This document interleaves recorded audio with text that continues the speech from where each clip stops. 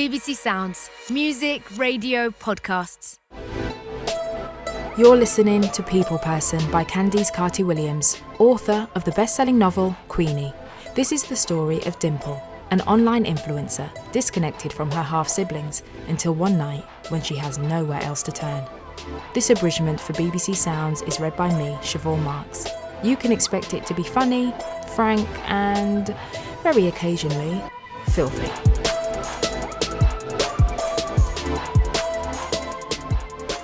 Episode 1.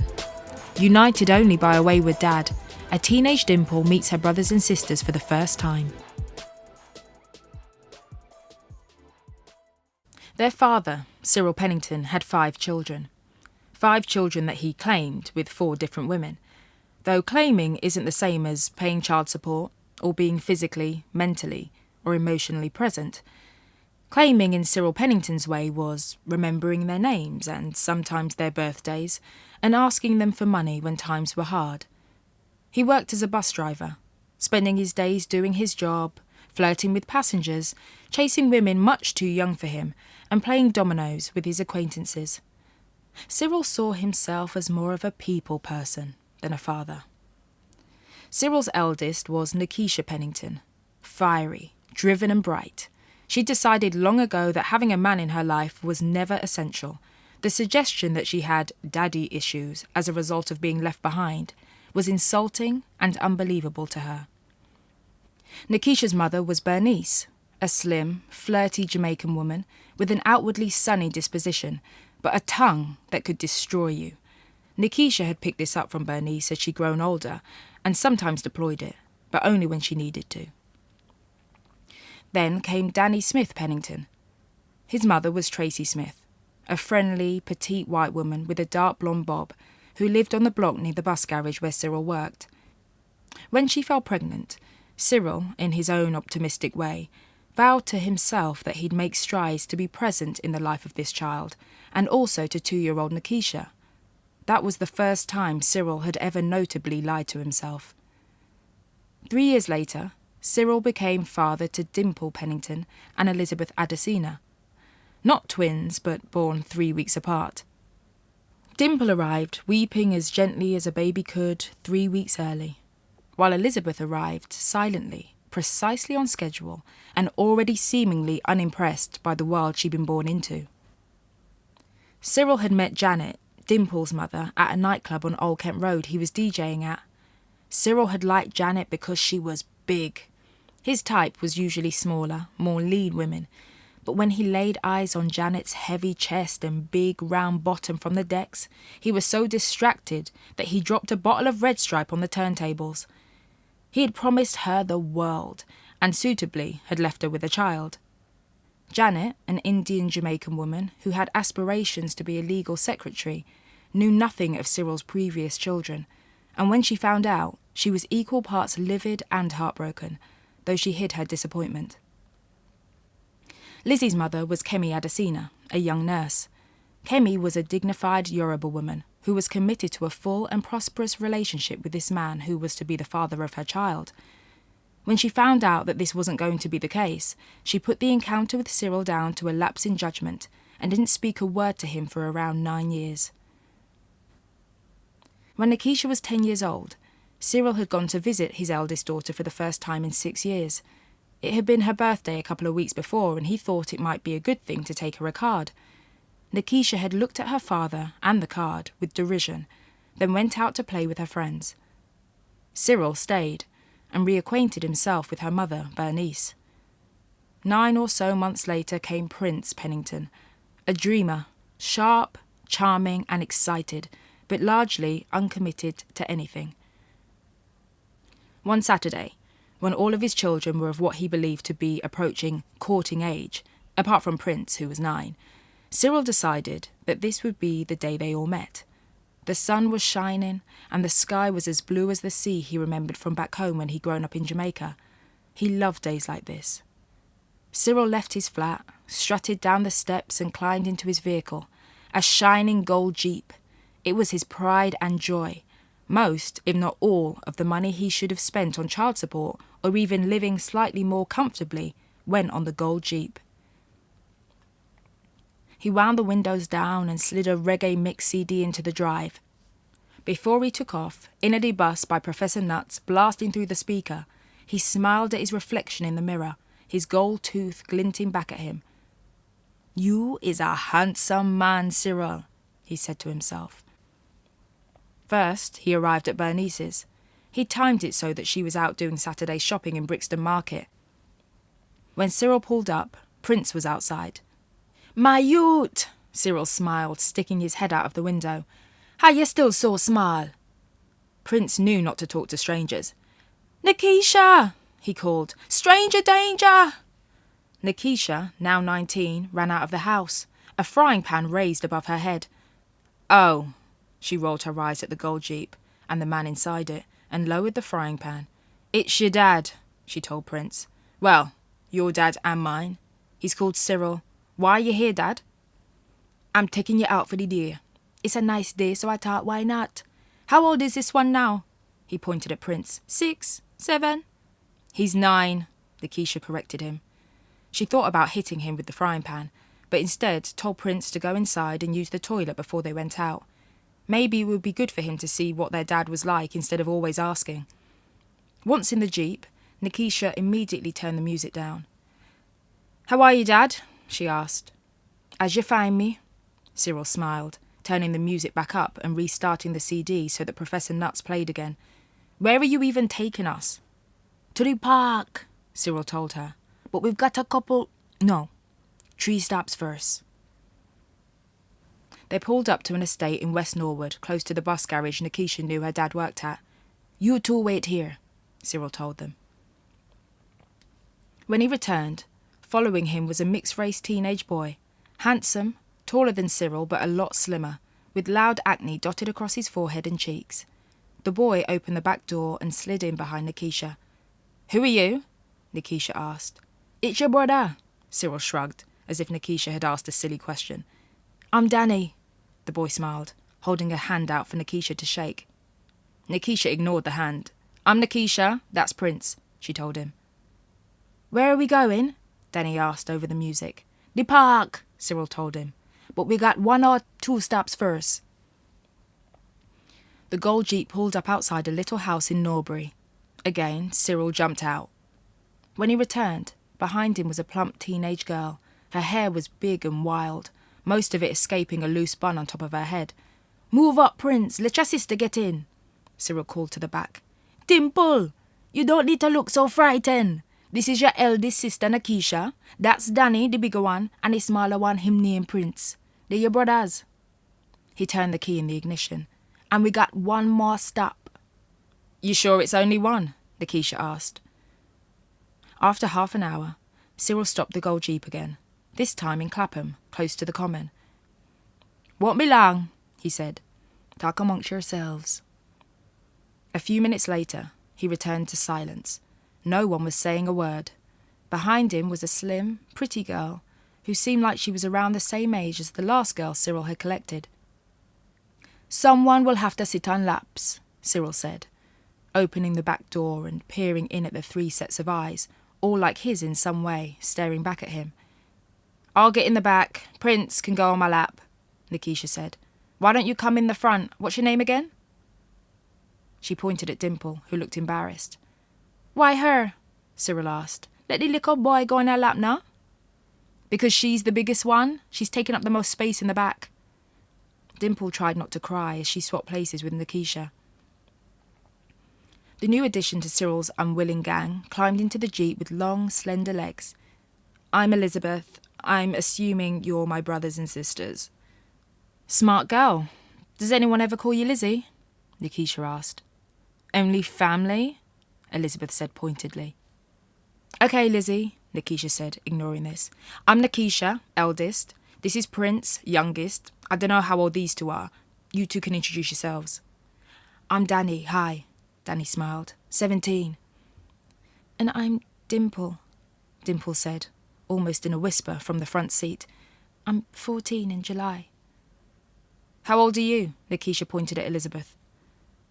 14 in August. "Hey, Lizzie, I know your mum doesn't play you any reggae when you're at home. Listen to this." Cyril laughed. putting Professor Nuts on again. "Dad, I've heard this song 100 times now," Lakeisha protested. Cyril turned the volume up higher. When they arrived at Clapham Common, Cyril bought each of his children ice cream after borrowing some money from Lakeisha. Before he went over to the ice cream van, Cyril made them stand in a circle. "Right," he said. "Know each other's names and know each other's faces." Dimple looked up, anxious. She didn't know what to say to any of these people. She looked over to Cyril at the ice cream van. She noticed how he stood as he waited. All of his weight rested on his left leg, while the other was stretched out, the toe of his foot touching the floor lightly. She did that when she was doing the washing up. Her mum always used to say she must have been a ballerina in a past life. Cyril sauntered back, the cones of 5 dripping 99s in his hands. "Is this the first time you've all met?" "Yes, Dad." Lakeisha couldn't believe her ears. "Obviously." "Wow!" Cyril exhaled. "Time really flies, don't it?" Lakeisha was over this. She wanted to get back home. Her boyfriend was coming to knock for her later and she needed to shave her legs. Danny was bemused by the whole thing. Dimple was overcome with emotion but was determined not to show it. Lizzie didn't care about any of them. She wanted to go home and tell her mum that Cyril had basically kidnapped her and forced her to spend time with a group of Jamaicans. Prince just wanted another ice cream. "This is so none of you ever buck up with each other on road and fall in love or have sex or any of them things," Cyril stated, "because that, my children, would be illegal." "Despite the fact that you got 4 women pregnant within a 5-mile radius of each other, I doubt that was going to happen," Lakeisha said. "We all look like you enough to know, even the mixed race one. No offence." Lakeisha turned to Danny. "You just are." "Nah, none taken," Danny shrugged. "I just am." "I don't want to think about sex," Prince groaned. "I'm 9. That's weird." "I am just doing my duty as your father." "As our what?" Lizzie scoffed. "Anyway, look." Cyril clapped his hands together. "Now that you all know each other, it's up to you to make friends if you want to make friends or whatever." "I don't think we're going to be friends, Dad," Lakeisha said, then turned to her half-siblings, half of whom wouldn't have minded being friends. "But if anything ever happens, you call me, okay? And I mean it. Anything." "All right, it's time to take you all home now." Cyril strutted into the middle of his circle of children. "I've got things to be doing." The months and then the years went on with Cyril promising himself and the mothers he'd take the children out again, and separately this time. But whenever he went to do just that, he grew more sensitive to the conflict he'd face when he'd have to see them, not for one second thinking he was to blame for any of it. And so the promises to see his children again turned into suggestions, then rumours, until finally an acceptance on all sides that it wasn't going to happen. Apart from Lakeisha and Prince, whenever the rest of Cyril Pennington's children saw each other in a shop or on the street, doing the polite thing of exchanging numbers and saying they'd meet up, none of them really felt any need to speak to each other again. Why would they? They barely had anything in common. They didn't even have Cyril Pennington in common, really.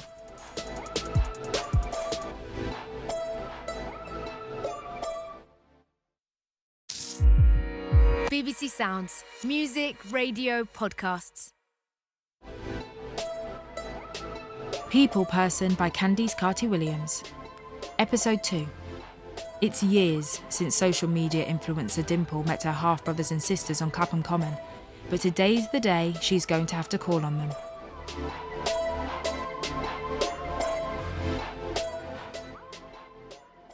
Dimple, Cyril's middle child, now 30, sat at her dressing table and opened the camera.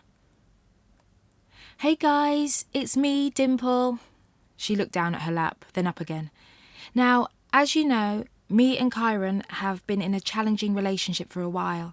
Anyway, I'm sorry to have to break it to you that we've decided to call it a day. Even though we love each other so much, we realise that we come to the end of the road." She paused for dramatic effect. "And, of course, we're going to continue to be friends. I can't imagine a life without him. Please leave your girls some words of encouragement in the comments below. Love ya!" She uploaded the video to her channels and put her phone on airplane mode, even though fewer than 100 people were going to watch that video. Followers aside, Dimple was an influencer in the sense that she believed she was one. Dimple had tried to break up with Chiron a few times, and he'd always managed to persuade her back. But after a couple of anonymous accounts had sent her messages about the stuff he'd been getting up to, she had ended things. And for good this time. Really, for good this time. The stress of the breakup had destroyed her appetite, but she knew she needed to eat so she didn't fall over. As she slammed the fridge closed, the bottle of vegetable oil that sat on top of it fell to the floor. She picked it up and put it on the counter before doing half a job of wiping up the spilled yellow liquid. She started watching a film, but began to doze off after a few minutes and woke up to the ringing of the doorbell. "Why aren't you answering your phone to me?" Chiron hissed, pushing her into the house. "And then someone sends me a video where you're saying all this shit about how you'll always love me and we'll always be friends. I'm not your fucking friend, Dimple. I'm your man." "But you aren't," Dimple protested. "We've spoken about this." Chiron looked Dimple up and down suspiciously. "Why you got a full face of makeup on?" He stepped close to her. "Who you got here?" "Nobody," Dimple exclaimed. "I hate when you get like this, Chiron." "It's you who makes me like this." Chiron pointed a finger in her face. The next moment, his hands were around her throat. Dimple tried to push him away, but Chiron was big and strong. As he increased the pressure on her windpipe, she managed to lift one hand to his face and clawed at it, digging her nails deep into his cheek. Chiron shrieked and put his hands to his wounded face. As he went for a second time, he slipped on the patch of oil. Dimple watched as he fell backwards and clanged the back of his head on the kitchen counter. She stepped closer to him. He looked like he was asleep, except a pool of blood emerged from the back of his head. It occurred to her to check his pulse. She pressed 2 fingers to his neck and felt nothing. She pushed her fingers in harder, worried she was hurting him, then realised nothing would hurt as much as a head injury that warranted this much blood. Still nothing. Maybe she should call an ambulance. She went to dial 999 but stopped herself. The ambulance would bring the police and she needed a bit of time to figure out what had gone on without being slammed against the floor and put in handcuffs. She took a few deep breaths. The scratches were deep and made it look like they were having a fight and that she'd pushed him. Who was going to believe that someone could slip on vegetable oil and die? She went to her contacts and typed in a name. "Hi, is this Nikisha?"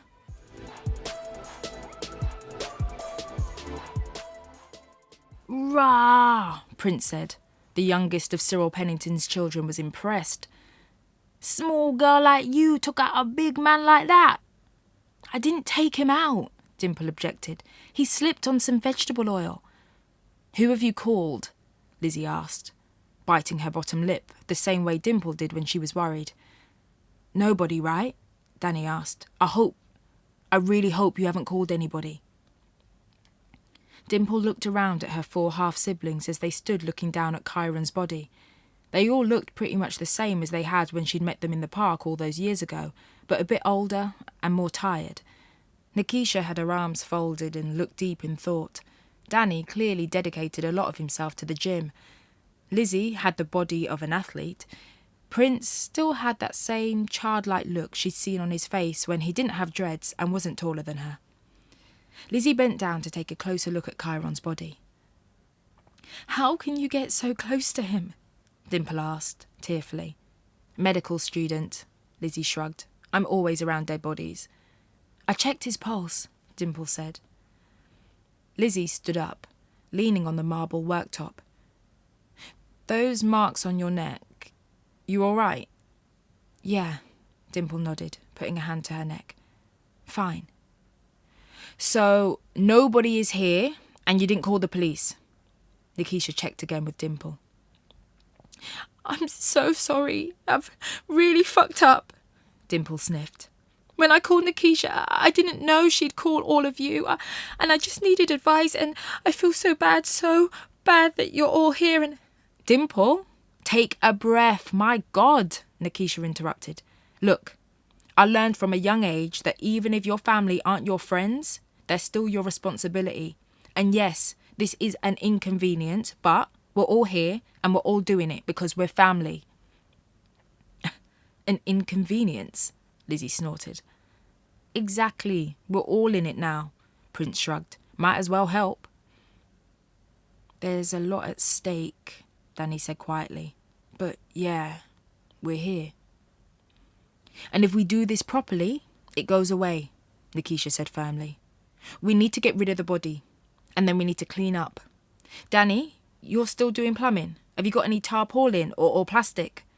Yeah, I've got some in my van. Go and get it, Nikisha said, and don't let anyone see you. Lizzie, Nikisha beckoned her sister over. What's the best way to clean up this blood? I'm a medical student, not a forensics specialist, Lizzie said. Do you know or not? Nikisha asked. Okay, so we need gloves, first of all, Lizzie sighed, rolling her eyes. Dimple stepped over Chiron's body and opened the cupboard under the sink. She held up 3 packets of pink washing-up gloves. Why so many? Prince asked. My mum is a neat freak. Okay, Lizzie said. We need a basin and bleach and some carpet cleaner. Dimple put a bottle of bleach on the floor. We ran out of carpet cleaner. I think we have some Vanish for clothes, though. Is that going to work? Well, we're going to find out, aren't we? Lizzie said flatly. I'm back, Danny said, bursting into the living room, blue tarpaulin under his arm. Volume, Danny, Nikisha said. Sorry, Danny whispered, putting the folded tarpaulin on the floor. This house is fancy, innit? How long you been here for, Dimple? About 10 years, I think.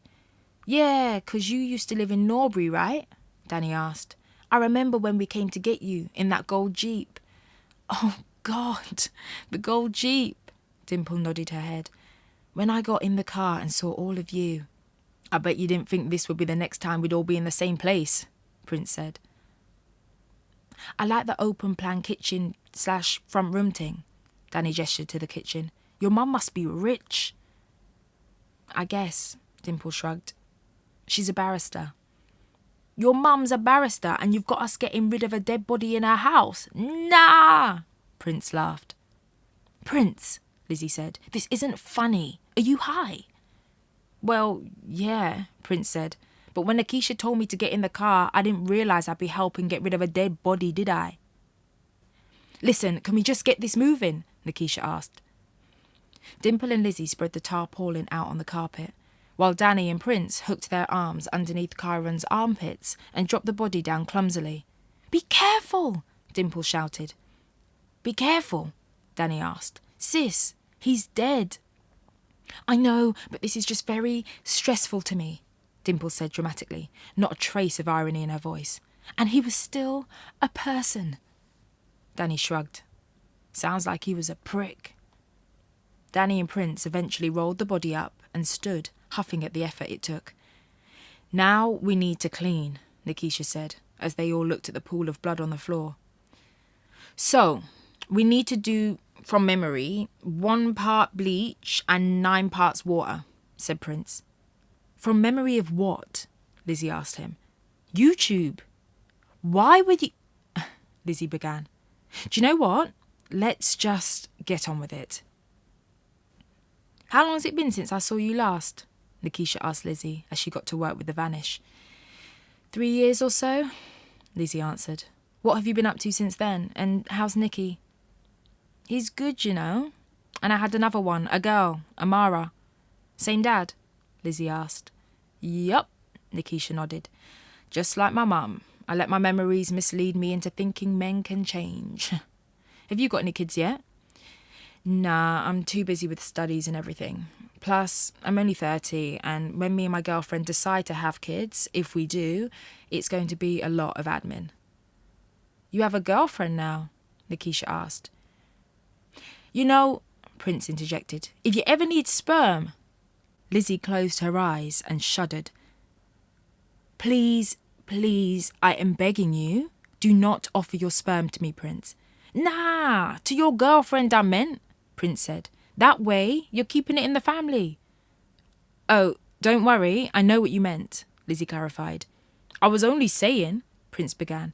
Please, stop saying, Lizzie said, raising her hand to cut her half-brother off. Look, can you see if you can find a hairdryer? Why a hairdryer? Prince asked. So I can dry the carpet properly and make sure I haven't missed anything.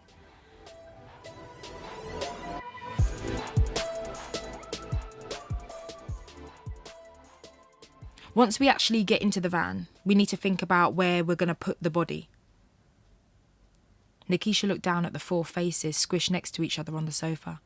When you say put, do you mean place on a temporary basis or like bury? Prince asked. What about a graveyard? Danny suggested. Wait, what? Lizzie laughed. You think we should just put the body in a graveyard? That's actually quite logical, Prince said. There's a new build. Dimple's voice was barely a whisper. At the end of Loughborough Park, past the playground. They've dug up a lot of earth. I passed the site last week on the way to Kyron's. Surely we can't bury the man on his own road, Danny said. That feels like a violation. How can it be a violation? Prince asked. It's like a mark of respect. We lay him where he used to roam. That way his spirit is close to home. Let's focus, people, said Nikisha. It's 3 a.m. We need to get things moving. Danny, bolt cutters tucked up the sleeve of his jumper, walked over to the gates of the construction site and broke the chains that secured it shut. We'll leave him in the van until we know where we're putting him, Nikisha said. They arrived at the deep hole that would be Chiron's grave, and ultimately the foundations of a set of flats for middle-class families. The hole was so big that if they chucked anything in, it would be very clearly seen. Someone has to jump down, dig a pit for the body. We tip it in, then we cover it up, Nikisha announced. I'll do it, Prince said. Thank you, Dimple whispered. So much. Nah, it's nothing, Prince shrugged. I like physical activities and shit like that. Danny was rubbing his eyes. He looked exhausted. Oh, I've got to take Marley to his mum's in the morning. Then I got work. How old is Marley? Lizzie asked. He's 1.5, Danny told her, smiling proudly. My life and soul, that boy is. Wait, let me show you a picture. Nikisha put a hand on Danny's forearm. Just send her the picture tomorrow. Did you name him after Bob Marley? Lizzie asked. Yeah. Having a white parent really made you want to prove yourself, didn't it? Lizzie, Nikisha said through gritted teeth. She turned and set off towards the gate. Danny, let's go get the body. Oh, God, I can't believe I've done this, Dimple whimpered and stumbled after them. Honestly, I was having such a nice evening, Lizzie muttered as she followed her. Outside the gate, Danny and Nikisha were staring into the open back of the van. He's gone, Nikisha pointed into the back of the empty van. The body's gone.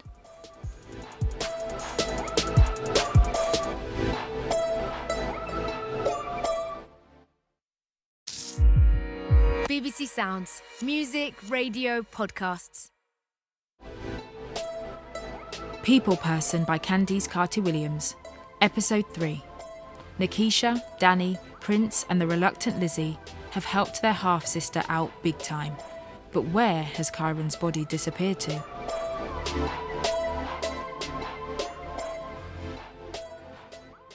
When they got far enough away from the building site, Nikisha broke the silence.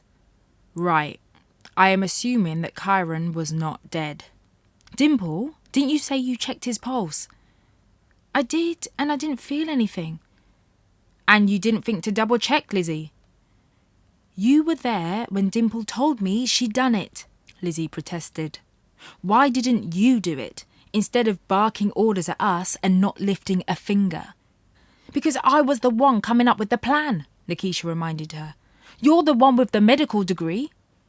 Danny stepped in. Look, guys, arguing won't solve anything. Either someone went into my van and took him, or Chiron woke up and left. I say we drive around and look for him, right? Do you know what really pisses me off about this?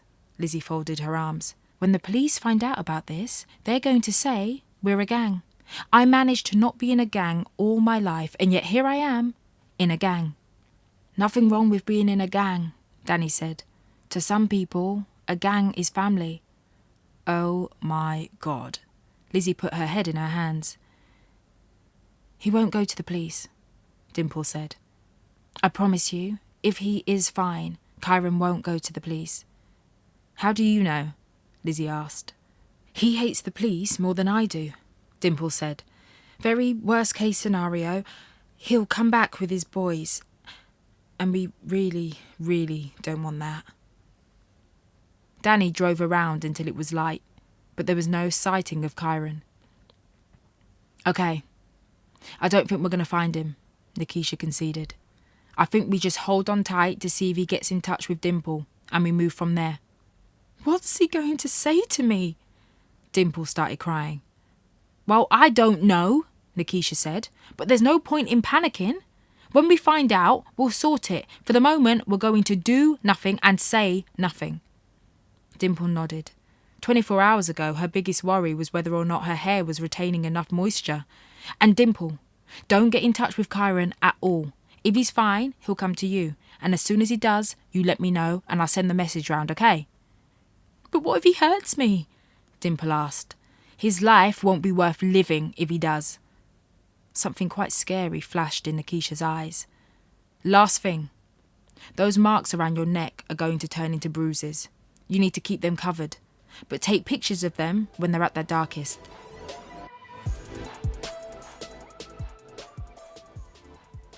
The last few days had been unbearable. Dimple had barely slept, and when she did, her nightmares were so bad that the anxiety of real life was a much better option. She hadn't been able to stomach anything, and had had to fake a bug to explain to her mother her exhaustion and lack of appetite. She dragged herself from underneath the duvet and went over to her dressing table. She placed her phone in the middle of the ring light, opened video, and pressed record. Hey guys, I know I've been quiet, so please forgive me, but you know what breakups are like, right? I know you guys love me and Kyron as a couple, and as I said before, I will always, always have so much love for him, but we've definitely decided that we're done. And as you can see, I haven't slept and I've lost weight. So while I mend my broken heart, please bear with me. Comment your favourite breakup songs below to help your girl through. Love ya! She took the phone off the stand and watched her performance twice over, then uploaded the video to YouTube, Instagram and Twitter before climbing back into bed. Nikisha had told Dimple to carry on with her life as normal. It had been a week since what she referred to as the incident in her head, so she got ready in what she felt was a meaningful way, i.e. putting on a full face of makeup. She didn't need to cover the marks on her neck anymore. They'd finally faded, but when they were at their worst, she'd taken pictures of them like Nikisha had told her to. When she felt like she looked nicer than she had in days, she went to see Roman, Kyron's best friend. So, how have you been? She asked, as she sat on the sofa and draped her legs over his lap. She waited for Roman to say that Kyron had finally appeared and told him everything. This is you two's pattern, he said instead. You're in your whole fake, internet's best couple with him, and I'm here having to watch it all. Then when you two break up, you text me and come round. Dimple relaxed slightly. Best case scenario was that Kyron was somewhere lying low until he was ready to strike. Roman got up and went to the door. And you know Kyron is my boy. It's like you forget that we chat. You coming back? Dimple called after him. Yeah, I'm just getting a drink, he called back. Needy? Dimple's phone buzzed next to her, and her breath caught in her throat as she watched Lynette, Kyron's mum, calling her, then ring off. What's wrong with you? Roman walked back into the room. You seen a ghost or something? He threw himself down next to her. I'm guessing he messaged you, so you're gonna bounce? I told you this would happen every single time. No, Dimple said, putting a hand on Roman's knee. No, I just need to go and make a call. Don't put your hand on my knee. Roman brushed her hand away. I'm not doing this anymore. Just hold on a sec, Dimple muttered, slipping into the hallway. She remembered Nikisha saying she shouldn't text anything to do with Kyron, so called her instead. Hey, Nikisha, are you around? I can be, Nikisha said calmly. Where are you? Text me the address and I'll come and meet you. Give me 30 so I can drop the kids to their dads. Sorry, Nikisha. It is what it is. See you soon. Dimple went back into the sitting room, where Roman was watching a documentary about how a rap mogul made it big. The next 30 minutes passed very slowly. When her phone eventually buzzed, she shot up from the sofa. Where are you going now? Roman asked. I just need to take care of something, Dimple told him. My half-sister is outside. Half-sister? Roman furrowed his brow. You don't have a half-sister. I do, Dimple told him. I have 2 half-sisters and 2 half-brothers. Roman let out a long whistle. Your dad was active, innit? Yep, Dimple nodded. I'll be 2 minutes. Dimple ran down the path and flung open the door to Nikisha's car. Hey, thanks for coming so quickly.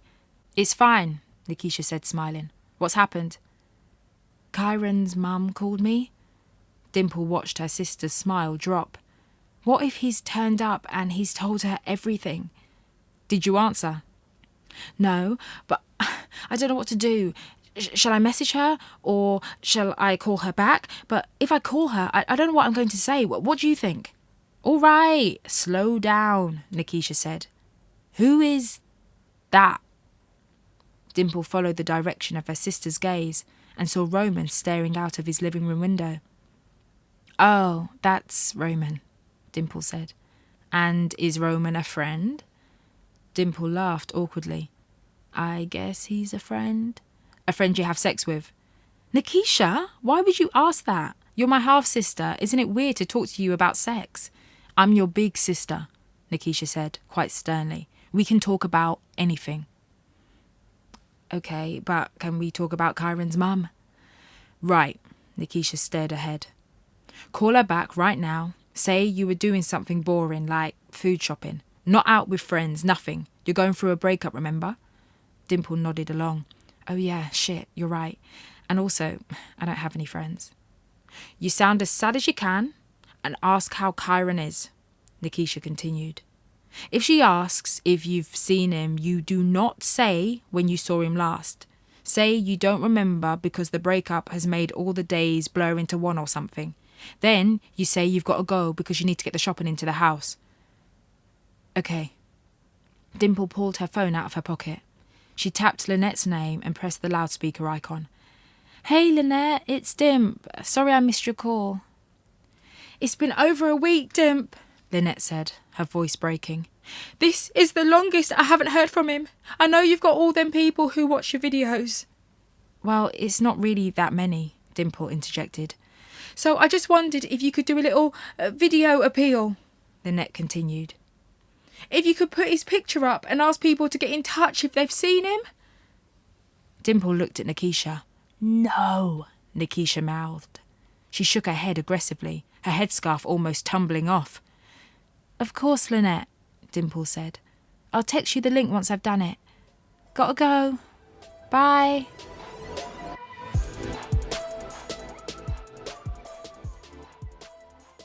Hi, everyone.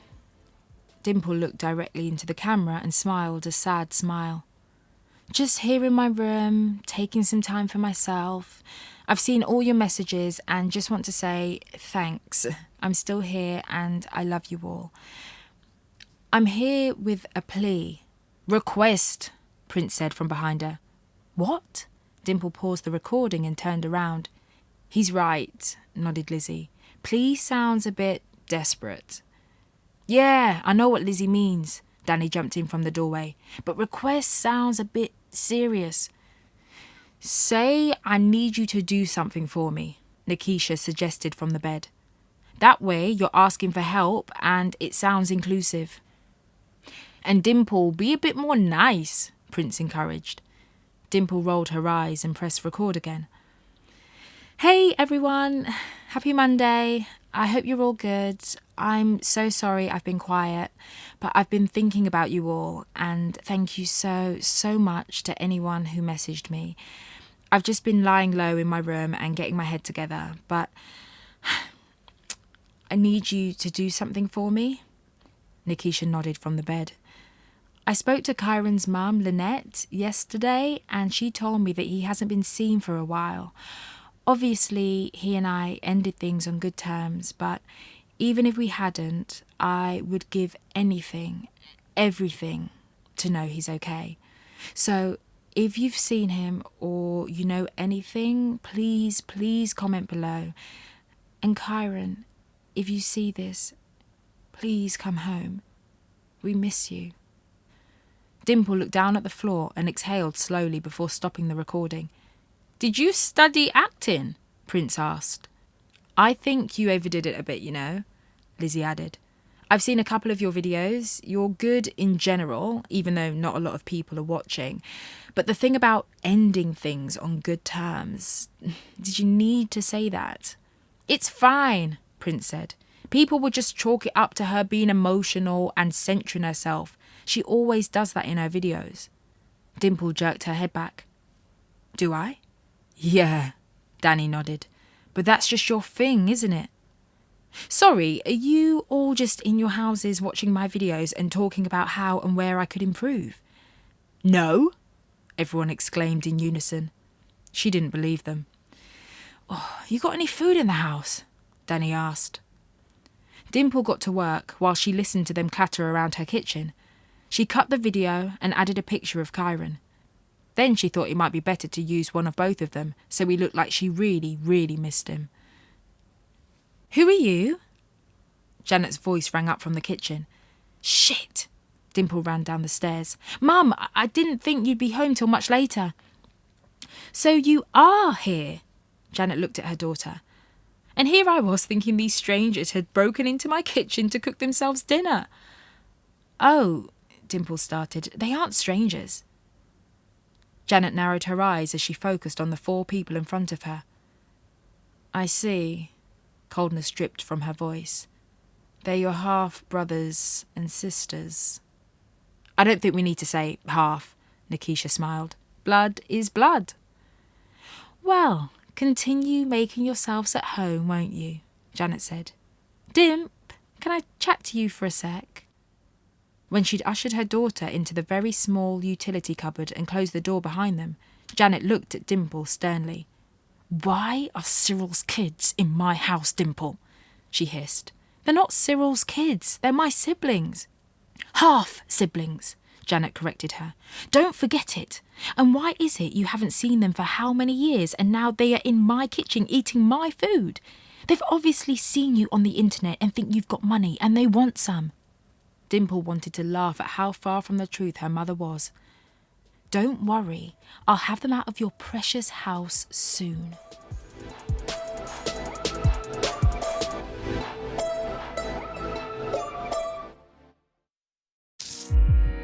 BBC Sounds. Music, radio, podcasts. People Person by Candice Carty Williams. Episode 4. Dimple has put a call out on social media to help find her missing ex, Kyron. Only she and her half-siblings know what really happened, or so she hopes.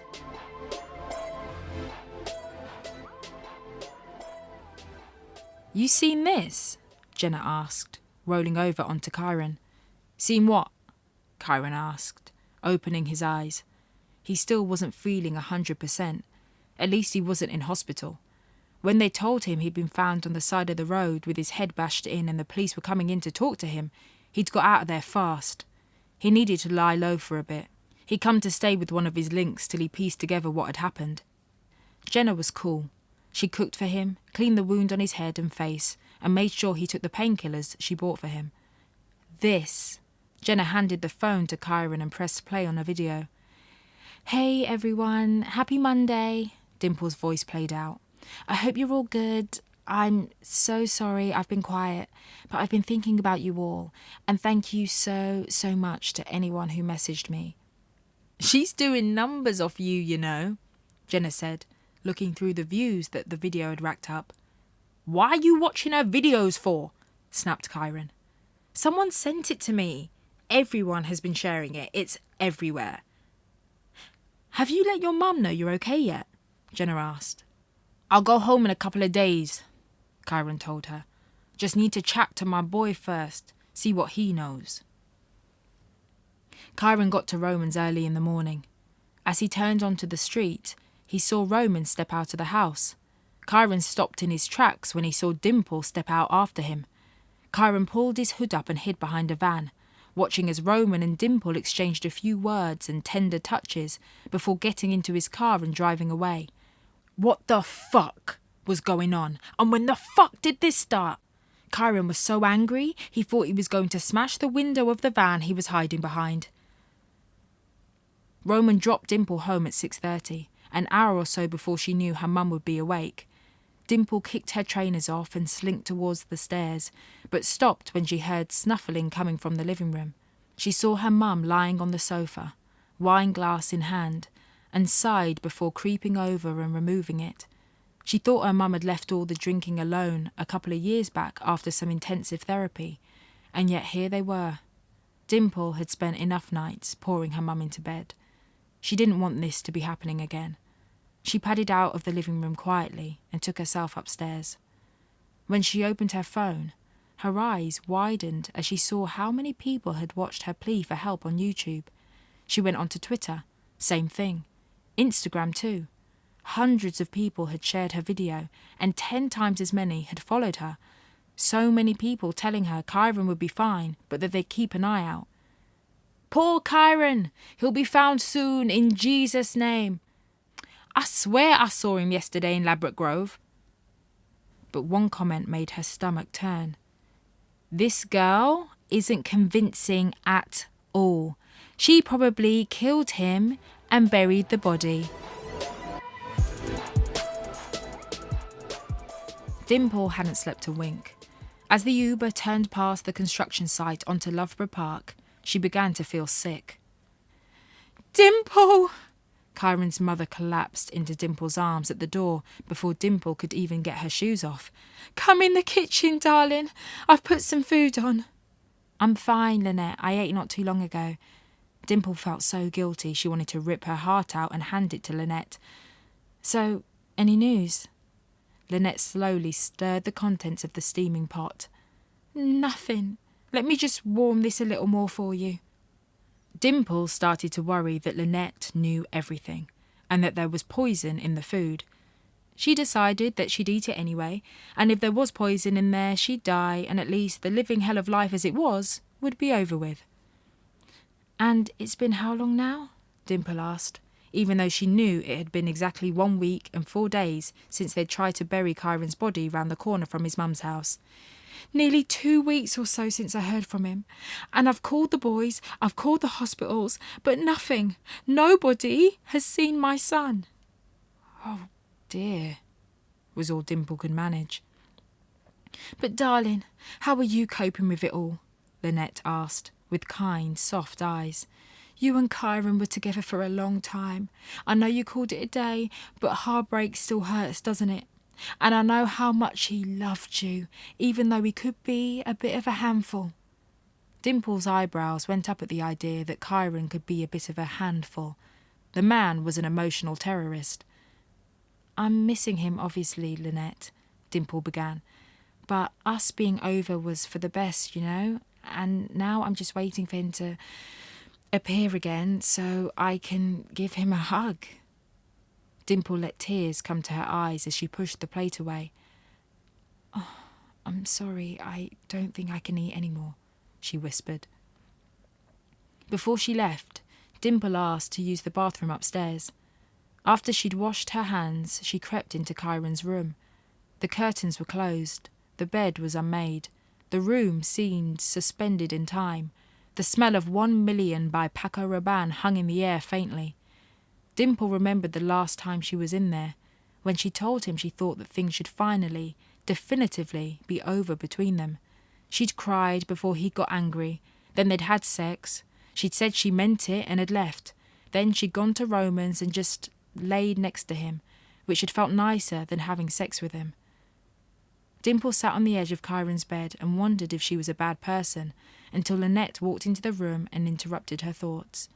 "He'll come back, Dim, don't you worry," Lynette smiled, sitting down on the bed next to Dimple. "I can feel it." They heard a key in the door. "Mum!" Kyron called out from the hallway. Dimple's blood ran cold. "Lord have mercy, Kai!" Lynette screamed, jumping up from the bed. "Is that you?" She thundered down the stairs. "Where have you been? Do you know what you have put me through?" She went to hit him, thought better of that, so went to hug him, but stopped when she saw the stitches at the back of his head in the mirror by the front door. "Kai, what happened to you?" "I'm fine, Mum, I'm good," Kyron reassured his mother. "It looks worse than it is, trust me." "Who did this to you?" she roared. "What happened to you?" Dimple, who had been frozen at the top of the stairs, slowly descended the steps, eyes on the floor so that she didn't fall. It was time to face the music. She was ready to accept her life in prison after Lynette had beaten her up. It took a few seconds before Dimple could look at Kyron. When she did, her heart sank to her knees. He looked awful. His usually rich skin was ashy, dull. The scratches on his face had scabbed over. His shape-up, sharp as a razor on any other day, had grown out. "I don't think you're going to believe me, Mum." Kyron shook his head. Dimple gulped, ready to explain herself, throw herself to the ground crying, do whatever it took to be immediately forgiven. "How do you mean?"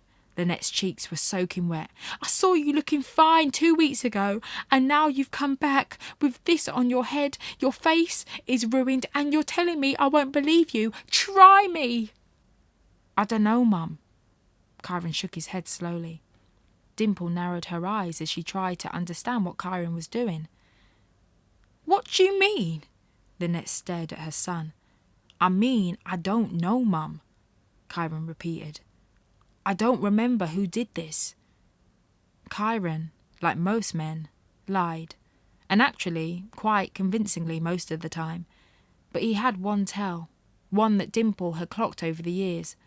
When he lied, the story he was spinning went on and on as Kyron tried to convince both the person, usually Dimple, and himself that he was telling the truth. And so the simplicity of his response made Dimple realise he really didn't remember. "Nikisha!" Dimple shouted down the phone. "Where are you? It's Kyron, he's back. He turned up at his mum's when I was there." "Did you speak to him?" "No, his mum jumped on him and was crying, and it all felt a bit like EastEnders, so I said I'd leave them to it." "Okay." Nikisha took a deep breath. "Carry on acting like everything is normal until he says anything." "The thing is, Nick, I think he's forgotten everything, but you want me to gaslight him?" Dimple asked. "It's not in my nature." "Well, you better make it your nature," Nikisha said. "It's just about damage control. You need to make him think everything is fine. Lie. Convince him you still love him." "I don't not love him. It might have been over, but—" "Dimple, focus." Okay, Dimple said. "His mum invited me round to his welcome home party. I'll let you know how it goes." "Welcome home party?" Nikisha was confused. "Didn't you say he just got back?" "Yeah, but that's just how Lynette is," Dimple told her. "Any reason to throw her son a party." "Dimple, find out what he knows, and don't tell the others until we're all together." The next evening, Dimple made her way, anxiety propelling her, to Kyron's speedily organised welcome home party. His cousin Trina opened the door and hugged Dimple hello, and thanked her for making the video before she was pulled away to help in the kitchen.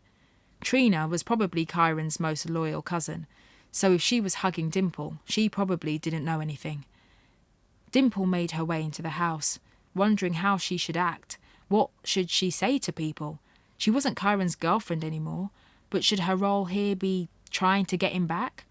Or should she just be his friend now? They'd never been friends, so this would be a weird time to start. But if she convinced him and everyone else that she wanted him back, she could go some way to finding out the last thing he remembered from that night. She found Kyron standing in the kitchen. Next to him was a slim, dark-skinned girl with big eyes, framed by a set of lashes Dimple wished she had, a delicate nose and full lips. Dimple didn't feel jealous.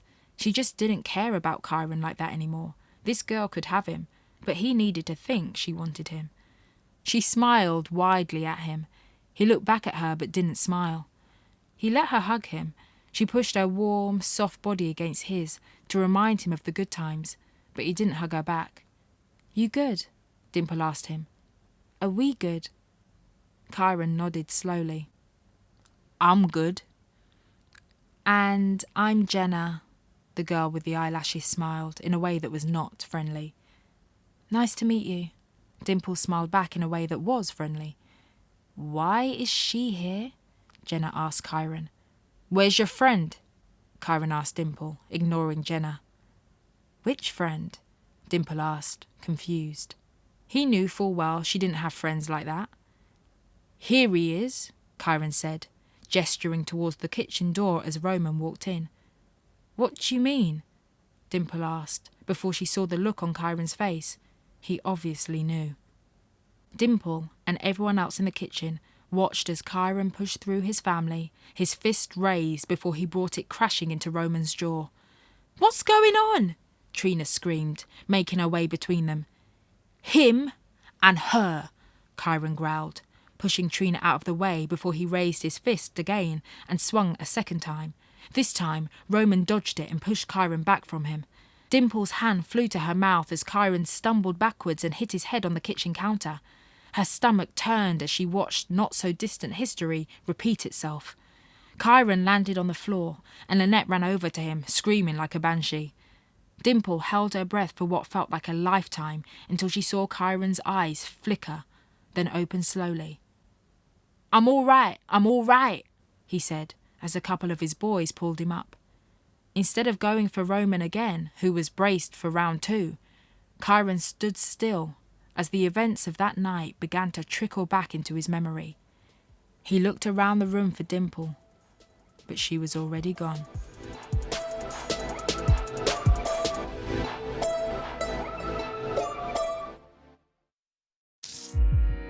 BBC Sounds, music, radio, podcasts.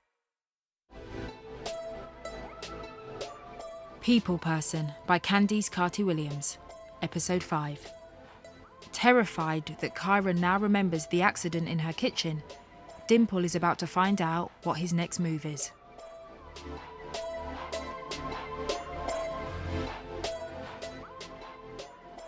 The next morning, Dimple woke up and with only one eye open checked her phone. Among the new followers letting her know that Kyron had been found safe, one text stood out. It was from Kyron, and all it said was 250 bags. Dimple knew there'd be repercussions, but she hadn't guessed they would be financial ones. She screenshotted his message and sent it over to Nikisha, who replied straight away with an address in Thornton Heath and a time, 4 p.m. Dimple arrived at the front door as it swung open. Come in, Nikisha smiled. "Shoes off." Dimple followed her elder sister into what was meant to be a living room, but was instead a storage room for furniture. "Is this your place?" Dimple asked. "No," Nikisha shook her head. "I'm kind of staying here for a friend of mine who goes away for a few months at a time." The doorbell rang and Nikisha came back with Lizzie. "How are you doing?" Lizzie asked.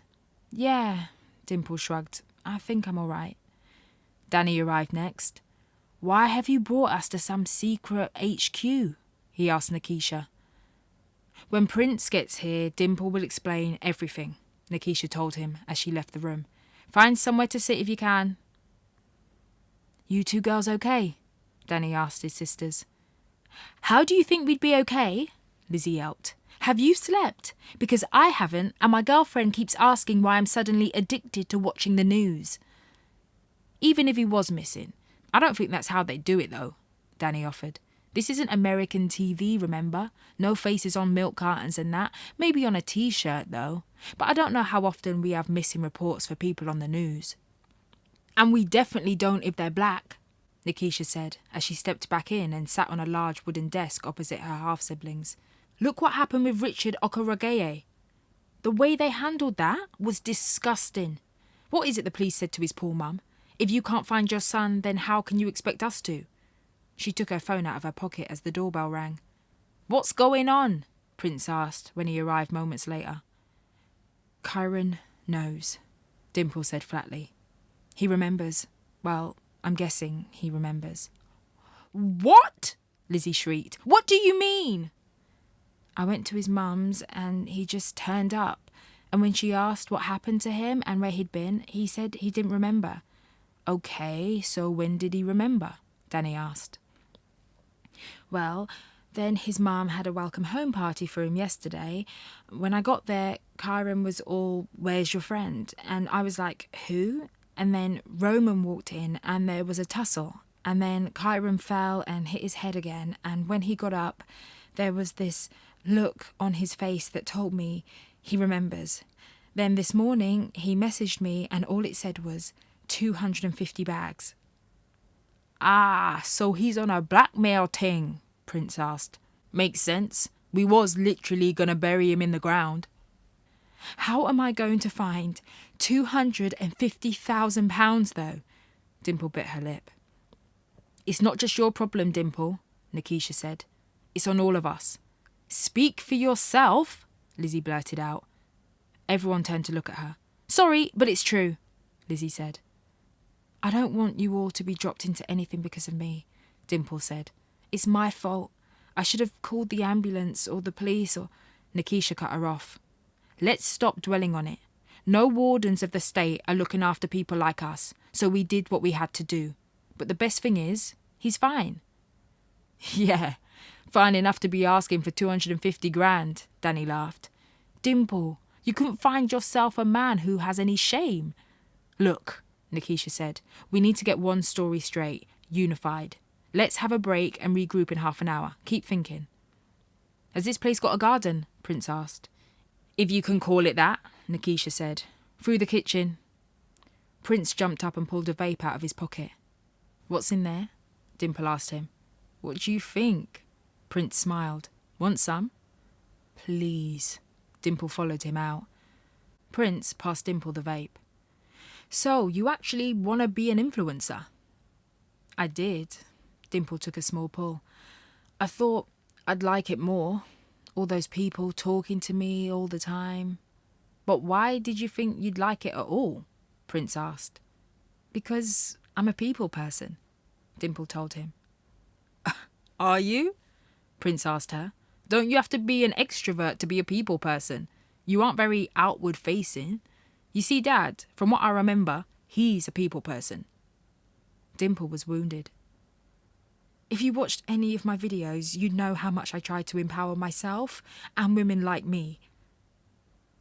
Okay, relax. Prince turned back into the house. Oh, and before I forget, he added, it's my birthday next week and I'm having a little shoobs. Would be nice if you could all come.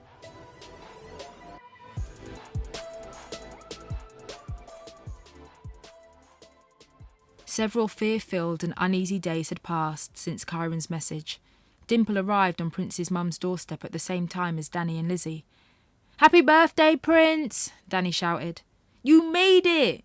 Prince smiled and pulled them into something resembling a group hug. Obviously, Danny said. I'm not missing my little brother's birthday. You did miss the previous 24 of them, Lizzie reminded him, handing Prince a bag containing a perfectly wrapped gift. She turned to Dimple. How are you doing? Everything been okay? You heard from Kyron again? No, I've been trying, but it is what it is. How are you? Lizzie took a deep breath. Don't take this the wrong way, but my life was fine until you all came shouting and crying and arguing into it. Before you lot, I didn't feel like I was going to vomit every time I heard a siren. I was doing well in my exams. Now I can't concentrate for more than a minute without imagining what prison is going to be like. Plus, I'm pretty sure my girlfriend thinks I'm cheating on her because I keep disappearing. So, you haven't told her about us? Dimple asked. I have, but not properly, Lizzie said. I need to figure it out for myself first. You mean you need to figure us out for yourself first? I don't think it's that hard. To you, maybe, Lizzie shrugged. but I think you needed us more than we needed you. How is everybody? Cyril Pennington asked everybody and nobody in particular as he came through the door. His smile dropped when he saw 4 of his children in front of him. Well, he said, I didn't expect to see you all here. You're all so big. And look how gorgeous you are, Dimple. Surely some man must have breed you up by this point. Wow! And who would have thought I would have produced such a serious weapon? But I know you didn't get it from me. How's Janet? Yeah, Dimple said, reeling from the million terrible things her dad had said. She's good, you know. Are you going to ask about my mum, Cyril? Lizzie asked him. Well, I can tell Kemi raised you to be as serious as she is. And you've got her forehead, Cyril laughed. And how is Big Danny boy? Solid? I'm good, Danny shrugged.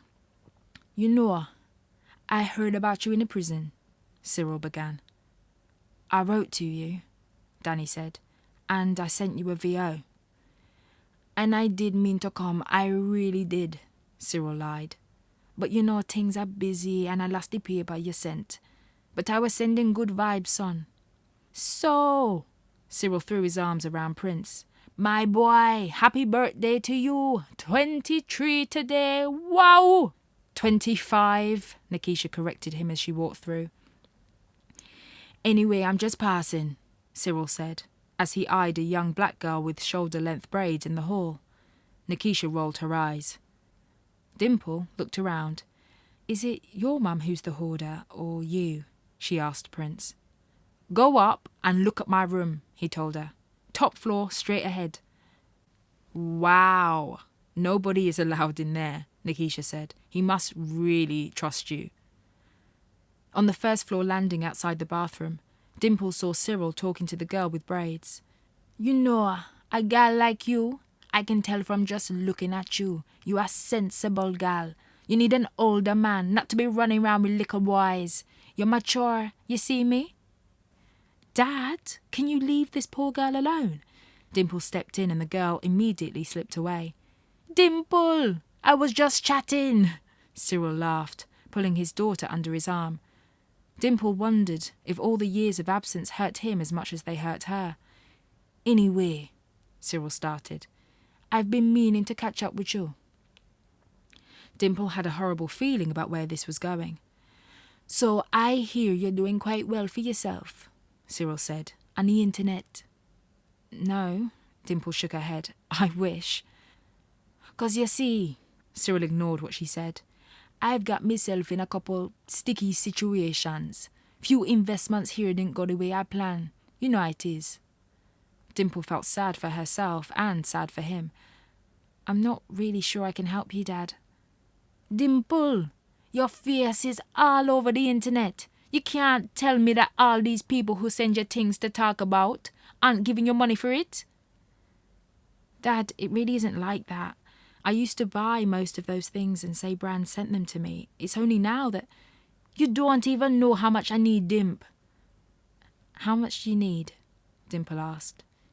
15, Cyril told her. £15? Ah, so my daughter's a joker like me. Cyril laughed a little too hard.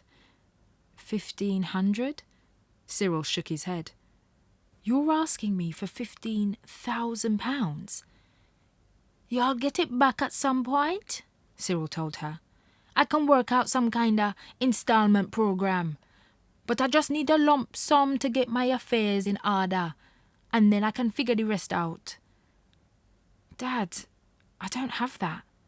Your mother must have been putting aside money for you, Cyril asked. I mean, yeah, but...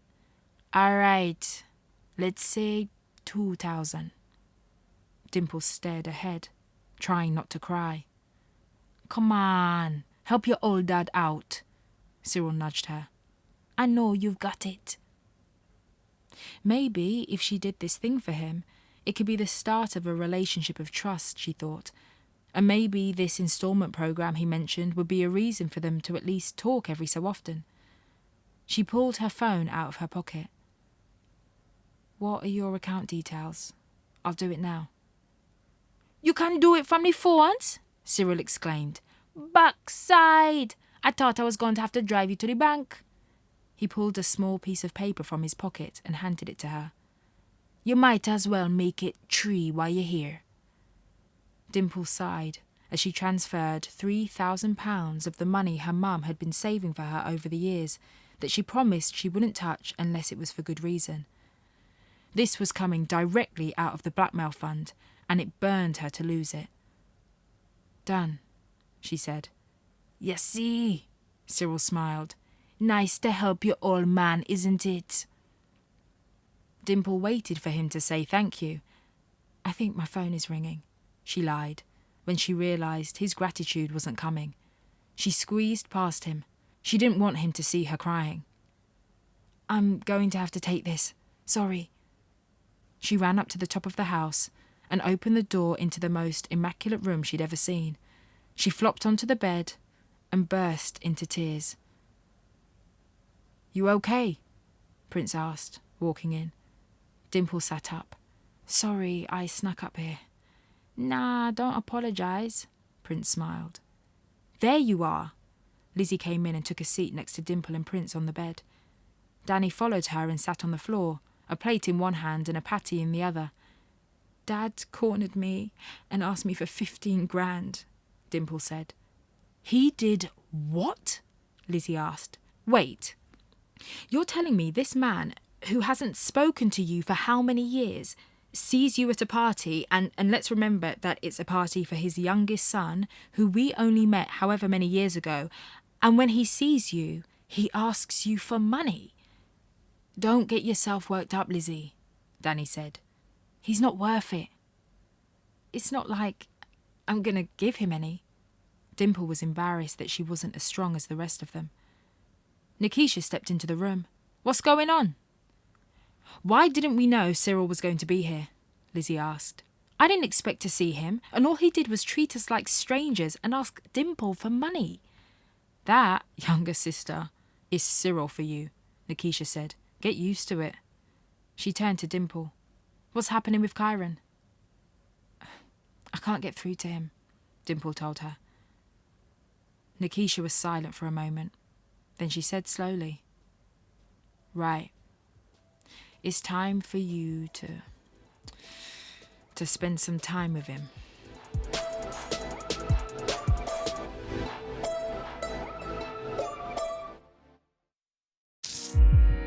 BBC Sounds. Music, radio, podcasts.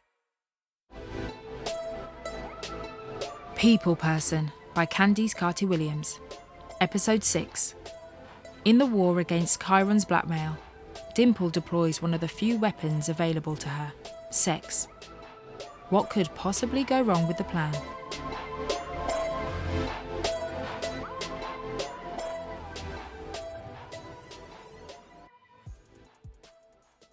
Dimple sat on her bed and took a deep breath as she called Chiron's phone. She'd been calling him for days, and every time the fear was the same. After what felt like an eternity, it went to voicemail. She left a message. A second later, she got a text from him. "You home?" She messaged back. "Yeah, you come in? Kiss, kiss?" "Yeah, make sure no one else is there," came the reply. Dimple showered. She shaved her legs, even though it broke her waxing routine. She did her makeup. She took her underwear off and put on the smallest dress she could find. "Hey," she said, as casually as possible as she opened the front door. "You okay?" Chiron snorted as he moved past her. "I've been better." "Is there anything you want to say to me?" Dimple asked.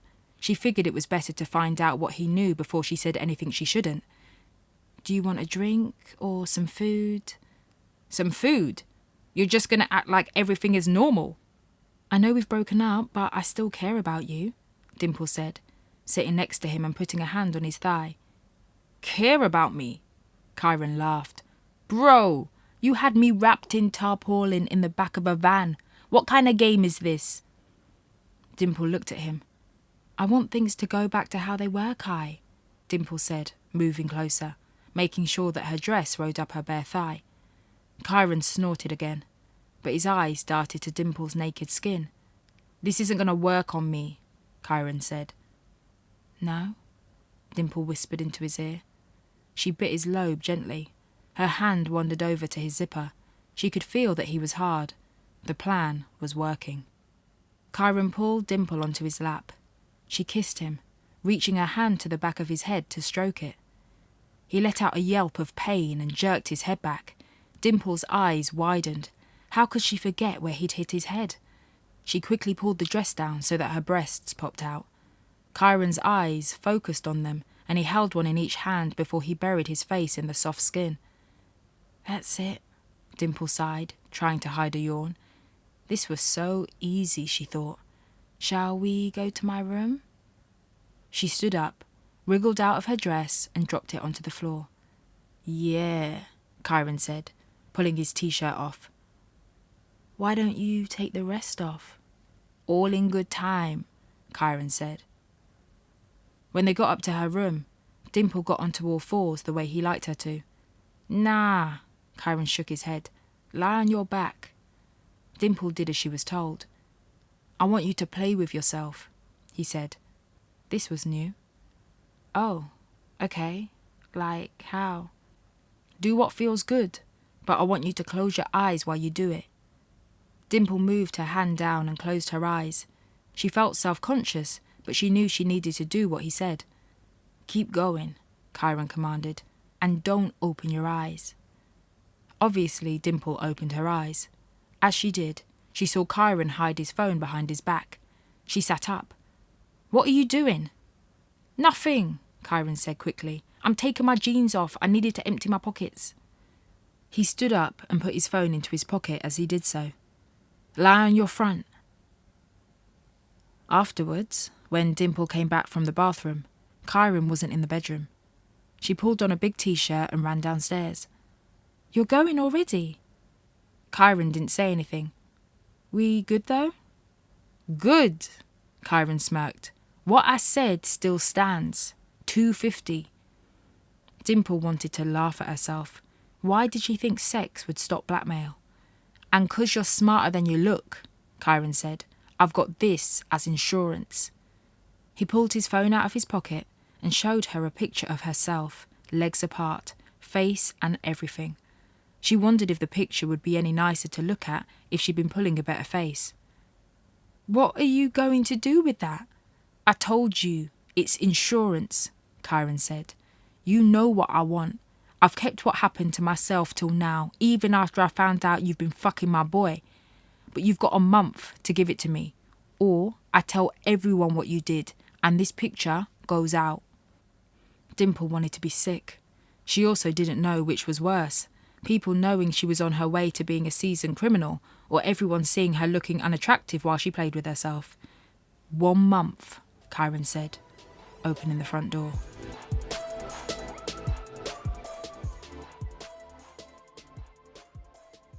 Why did you let him take a picture of you? Lizzie asked. Hey, Dimple shouted. He obviously did it in secret. So what you're saying is, we need to find that money, else you're going to be exposed in one of 2 ways, Prince checked. Or maybe both. I don't trust that guy. We aren't going to find the money. Dimple started to cry. I might as well just accept it. At least this way, it's only me who's affected. Is it that bad if the picture comes out? Prince asked. All 4 siblings turned to glare at him. I'm just saying, maybe Dimple can spin it, turn it into a positive. You said your whole thing was about empowering women. Why not do it like this? I am not empowering women like this, Dimple shrieked. Just a suggestion, Prince said. Do you even have that many followers anyway? Who's even going to see it and know who you are? At my last count, just over 50,000 on Instagram, Dimple told him. She never ever thought that saying that would have filled her with dread. She sat forward and groaned. My life is over. Don't think like that. Danny rubbed Dimple's back. I've got like a few grand in savings. Unless it's 250, there's no point bringing it up, Lizzie scoffed. Well, what are you offering? Prince asked her. I don't think I need to offer anything, Lizzie replied. Besides, Patrice would notice any money going missing. So you just want our sister's personal parts on the internet? Prince asked. Don't cry, Dimple. Something will work itself out, Lakeisha said. It always does. When Dimple woke up the next afternoon, she had 5 missed calls from Lakeisha. Fear paralysed her for a few seconds. She felt sick at the thought of checking social media. All those sponsorship deals taken away before she could get the chance to review one little mascara. She imagined herself exposed for all the world to see, or in prison. As soon as she caught herself thinking about how much her skincare routine would suffer if she was locked up, she snapped out of it. Her phone went. It's Grandma, Lakeisha said flatly. Dad's mum, Dolores.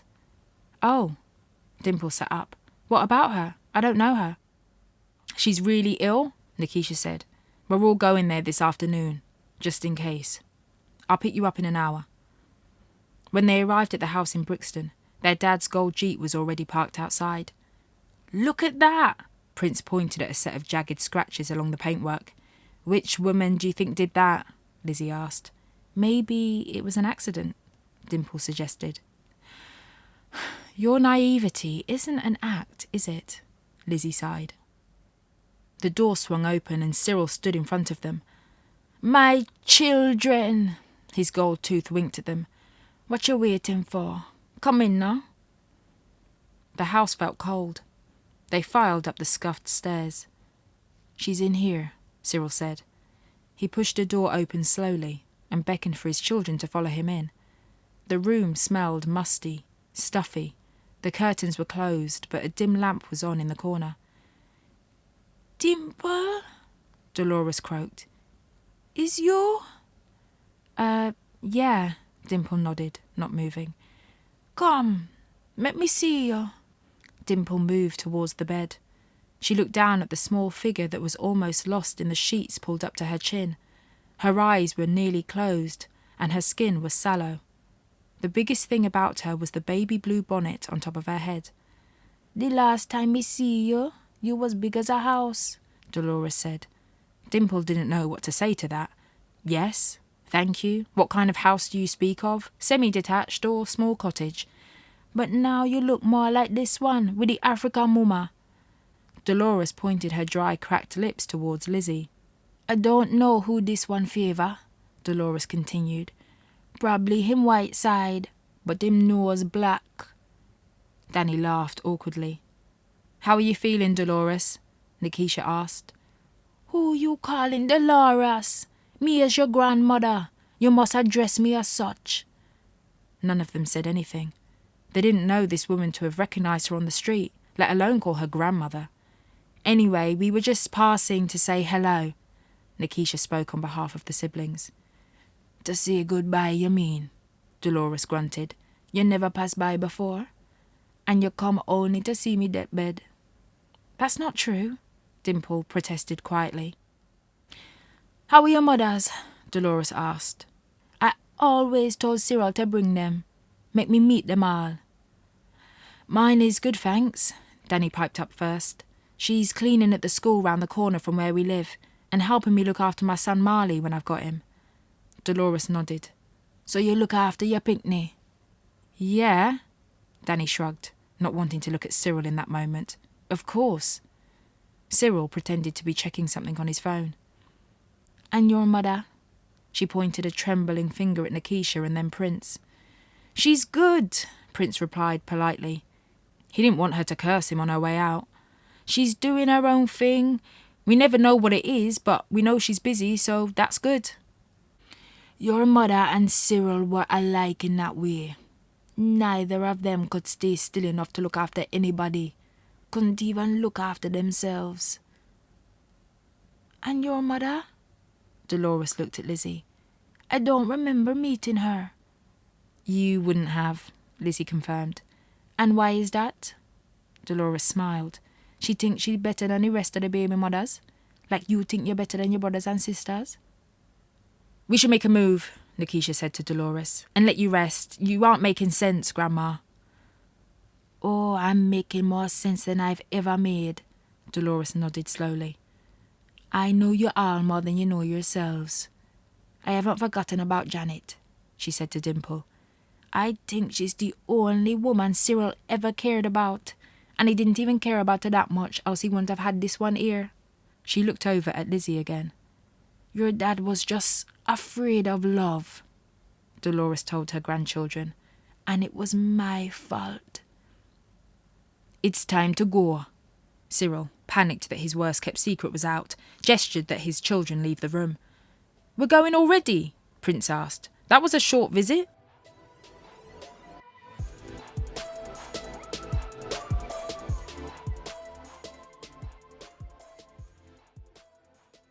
The next day, Nikisha called Dimple. She died last night in her sleep. Oh my God, Dimple said. Do you think... No, Dimple, I do not think our visit is what finished her off. Dimple took a long breath. I feel guilty all the time. Like I've got myself in a pit of guilt that I can't get out of. The Chiron thing being the main thing, which I think I'm going to have PTSD about for a long time. And then obviously there's the stuff with Roman that I feel guilty about. And I just keep thinking, am I a bad person? You aren't a bad person. You did what you had to do. Stand in your choices, little sister. That's all the advice I can offer you.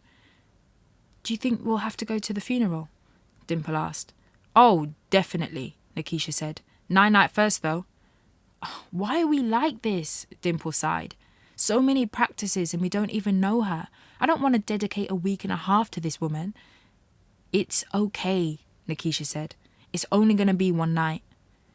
Yeah, but do we really have to go to that? Dimple asked. I don't know, it just feels weird not ever seeing someone your whole life, then suddenly feeling really involved. You know what your problem is? Nikisha asked. No, but I'm sure you'll tell me. You feel too much, Nikisha said.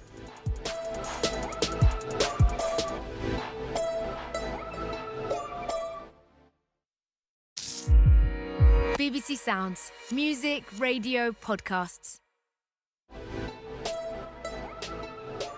People Person by Candice Carty Williams. Episode 7. Having just heard about the death of her grandmother and wanting to forget about the whole Chiron thing, Dimple is after some much-needed love and affection.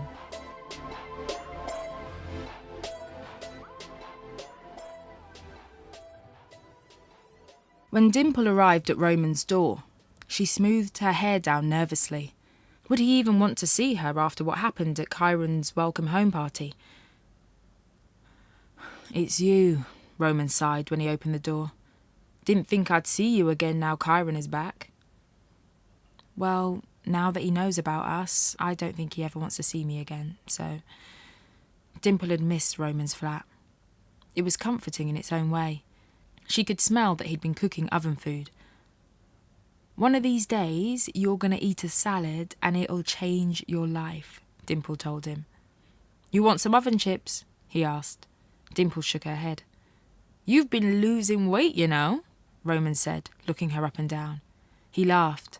So, now you've blown up on social media or whatever, you're changing up your image. Not at all. And I wouldn't say I've blown up. Dimple shook her head. With each day that passed with her getting the online attention she craved, the more uncomfortable it made her, especially with that picture Chiron had of her and was now blackmailing her with. I just haven't been feeling good. You're not pregnant, are you? Roman asked, suddenly thrown into total panic. Is it mine? No, Dimple rolled her eyes. I'm good, just leave it. I'm just in a weird place. So sit down, relax. What's been going on? He asked. I ain't seen you for a while. You sure you and Chiron aren't back into it? Or is this a setup? Dimple laughed and shook her head. You're the one who hasn't been answering the phone to me. Stand up, Roman said, stretching out his legs and putting his hands behind his head. Dimple stood up and looked down at him. Don't think you're anything special, she said. You're just a habit I haven't been able to break. You think I don't know? He asked. He reached up the side of her little skirt and slid his hand across her smooth thigh. Dimple closed her eyes as he moved his hand to between her legs. She stood in front of him and let him take her in for a while. Dimple was always surprised by how good he made her feel, how tender he was with her. He took over her whole body when they were like this. It was almost instant, this sensation that suddenly filled her, this urgency of pleasure that made her want to be able to suspend time and hold this feeling forever. At some point, after the chips had burned and they'd spent an hour trying to air out the kitchen and get the fire alarm to stop shrieking, they had gone up to his room to sleep. When she woke up, just past 10 a.m, Roman was still asleep. She called an Uber and then called Nikisha. No answer. As she put her phone away, it started to buzz. Kyron's mum, Lynette. Act normal, Dimple said to herself before answering. Hey Lynette, how are you doing? Hello darling, I was just calling to say that we're going to have a little get-together for Kyron's birthday. Just some family and his friends, and I know that things aren't the same between the two of you, but you have to be there. Lynette obviously didn't know about her and Roman. I don't know if that's a good idea, Lynette, Dimple said. I'll text you the details. Lots of love, sweetheart.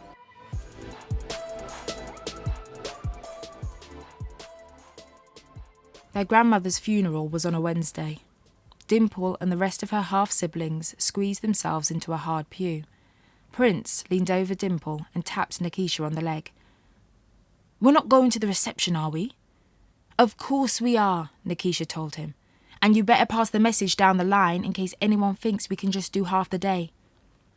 At that point, the funeral procession arrived. 6 pallbearers walked through the church doors, the coffin balancing precariously due to their various heights. Dimple scanned them. Her dad was not one of them. Momentum and general engagement in the funeral started to dip a bit after the first hour, but everyone woke up when 3 of Dolores's grandchildren argued very openly about who of them should read their tribute first. Somewhere between the argument and a terrible song written and performed by Dolores's sister's son and his guitar, Cyril finally arrived. He strode to the front of the church and sat down next to a crying woman Dimple understood was his youngest sister, Marvette. He looked around the church, greeting people across the room, smiling and waving. Finally, it was time for the eulogy. Nikisha pulled a folder from her bag and stood up. What are you doing? Dimple whispered to her. The eulogy, Nikisha told her. But why? Lizzie leaned over and asked. Nobody else wanted to do it. Nikisha walked over to the lectern. Good afternoon, everybody, she began confidently, as if she was about to deliver a motivational speech at a youth club, not a speech about her grandmother's life and death. I am Nikisha Theresa Pennington, the first grandchild of Dolores. Thank you all for coming to celebrate her life today.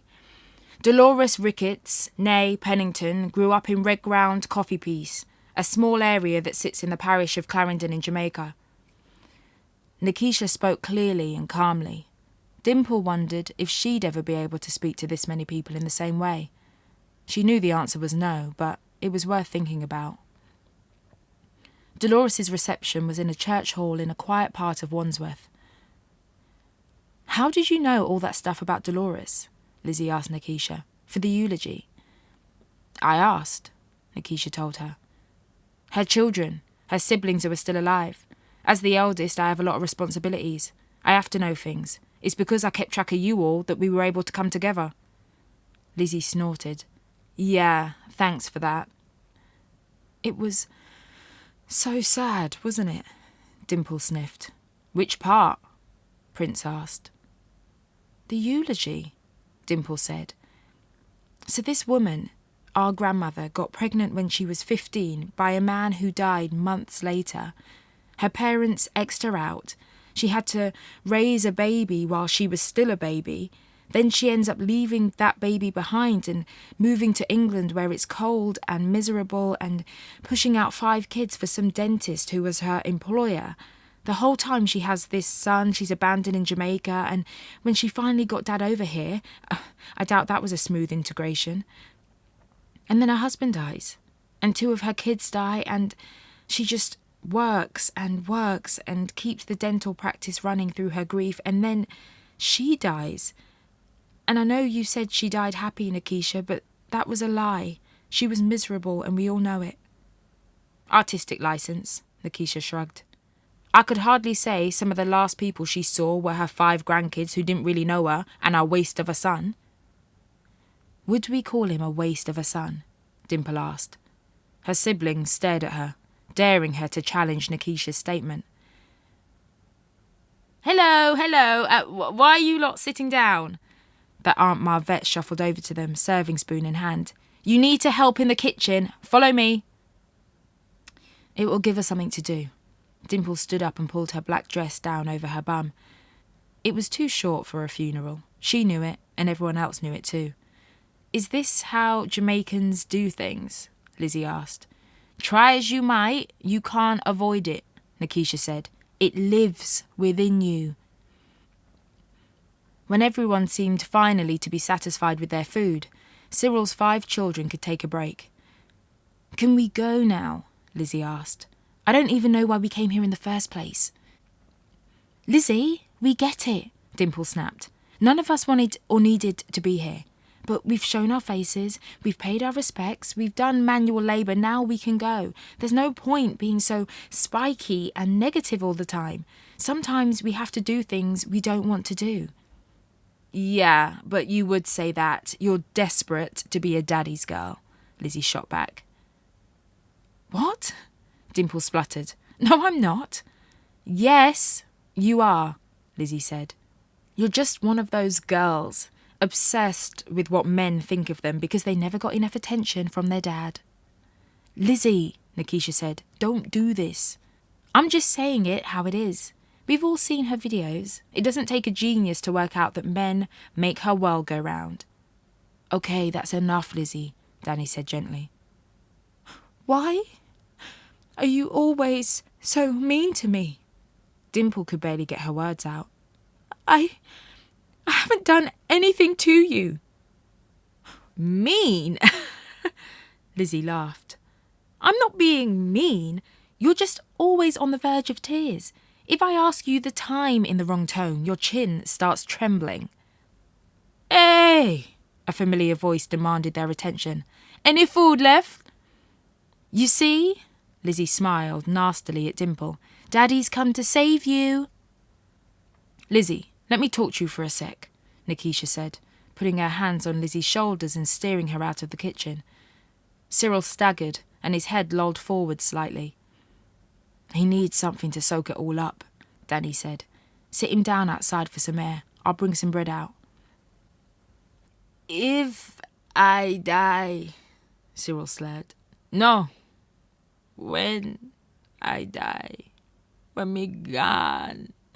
When I close me 2 eyes for good. Dimple held on to him while Prince offered him a cup of water. What have I done in my life? Cyril wailed quietly. Who do I have? What do I have? You've done loads, Dad. Dimple tried to soothe him. Not one of me children like me, Cyril mumbled. What will they say at my funeral? He threw the kitchen roll on the floor and staggered back into the hall, straight past Nikisha and Lizzie, who were walking out. What should we do for him? Dimple asked. Nothing at all, Nikisha said. But what if he needs us? Dimple felt bad. They couldn't just leave him there like that. He's a grown man, Nikisha reminded her. He's managed to get himself home from every other event he's drunk too much at without us before now. Yeah, but his mum hadn't died. I know what you're saying, and I know he seemed fine, but I don't think he knows how to process it. You're too nice, man, Prince laughed.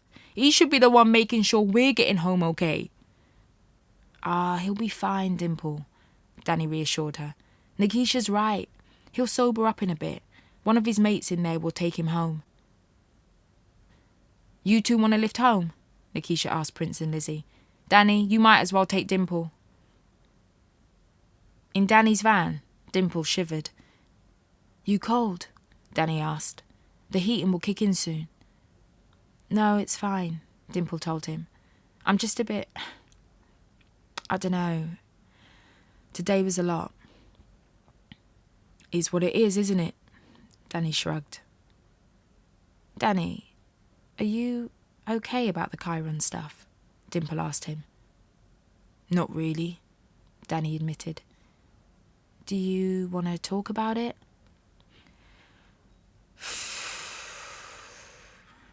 Danny let the air out through his teeth. I don't really talk about things too tough. I've noticed. You're just cheery, everything will be fine all the time. And that's fine if that's the real you, but it's not if that's how you think you have to be. Danny nodded. It's both, I think. Because, my first thing is always Marley. And then it's my mum, obviously. And if anything happens to me, Marley isn't going to grow up knowing me. I want him to know that I'm always there and that I love him. I want him to always be able to chat to me. I need to be, for him, what Dad wasn't for me. Well, for all of us. Dimple wanted to hug Danny and ask him if there was some way he could adopt her. I hope you know that if it had been up to me, you lot wouldn't have all been pulled into this, she tried to explain. I feel guilty about it all the time. Like, all the time. I know, Dimp. Danny smiled. And I don't regret it. If it happened tomorrow and I knew what we'd be doing, I'd still have come. 'Cause you lot are my third thing now, after Marley and my mum. These past few weeks have been hectic, but I didn't know how much I needed you all. Same. Dimple tried to hold back tears. And just so you know, I'm going to figure out the money thing. Dimple assured her brother and herself, even though she had absolutely no plan in mind just yet.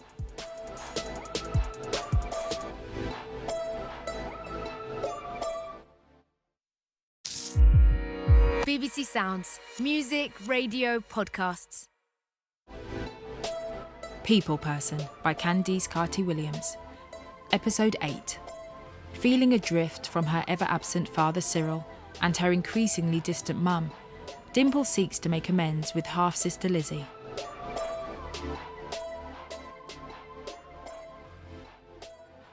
Hi, Mum. Dimple kicked her shoes off and headed into the kitchen. How was your day?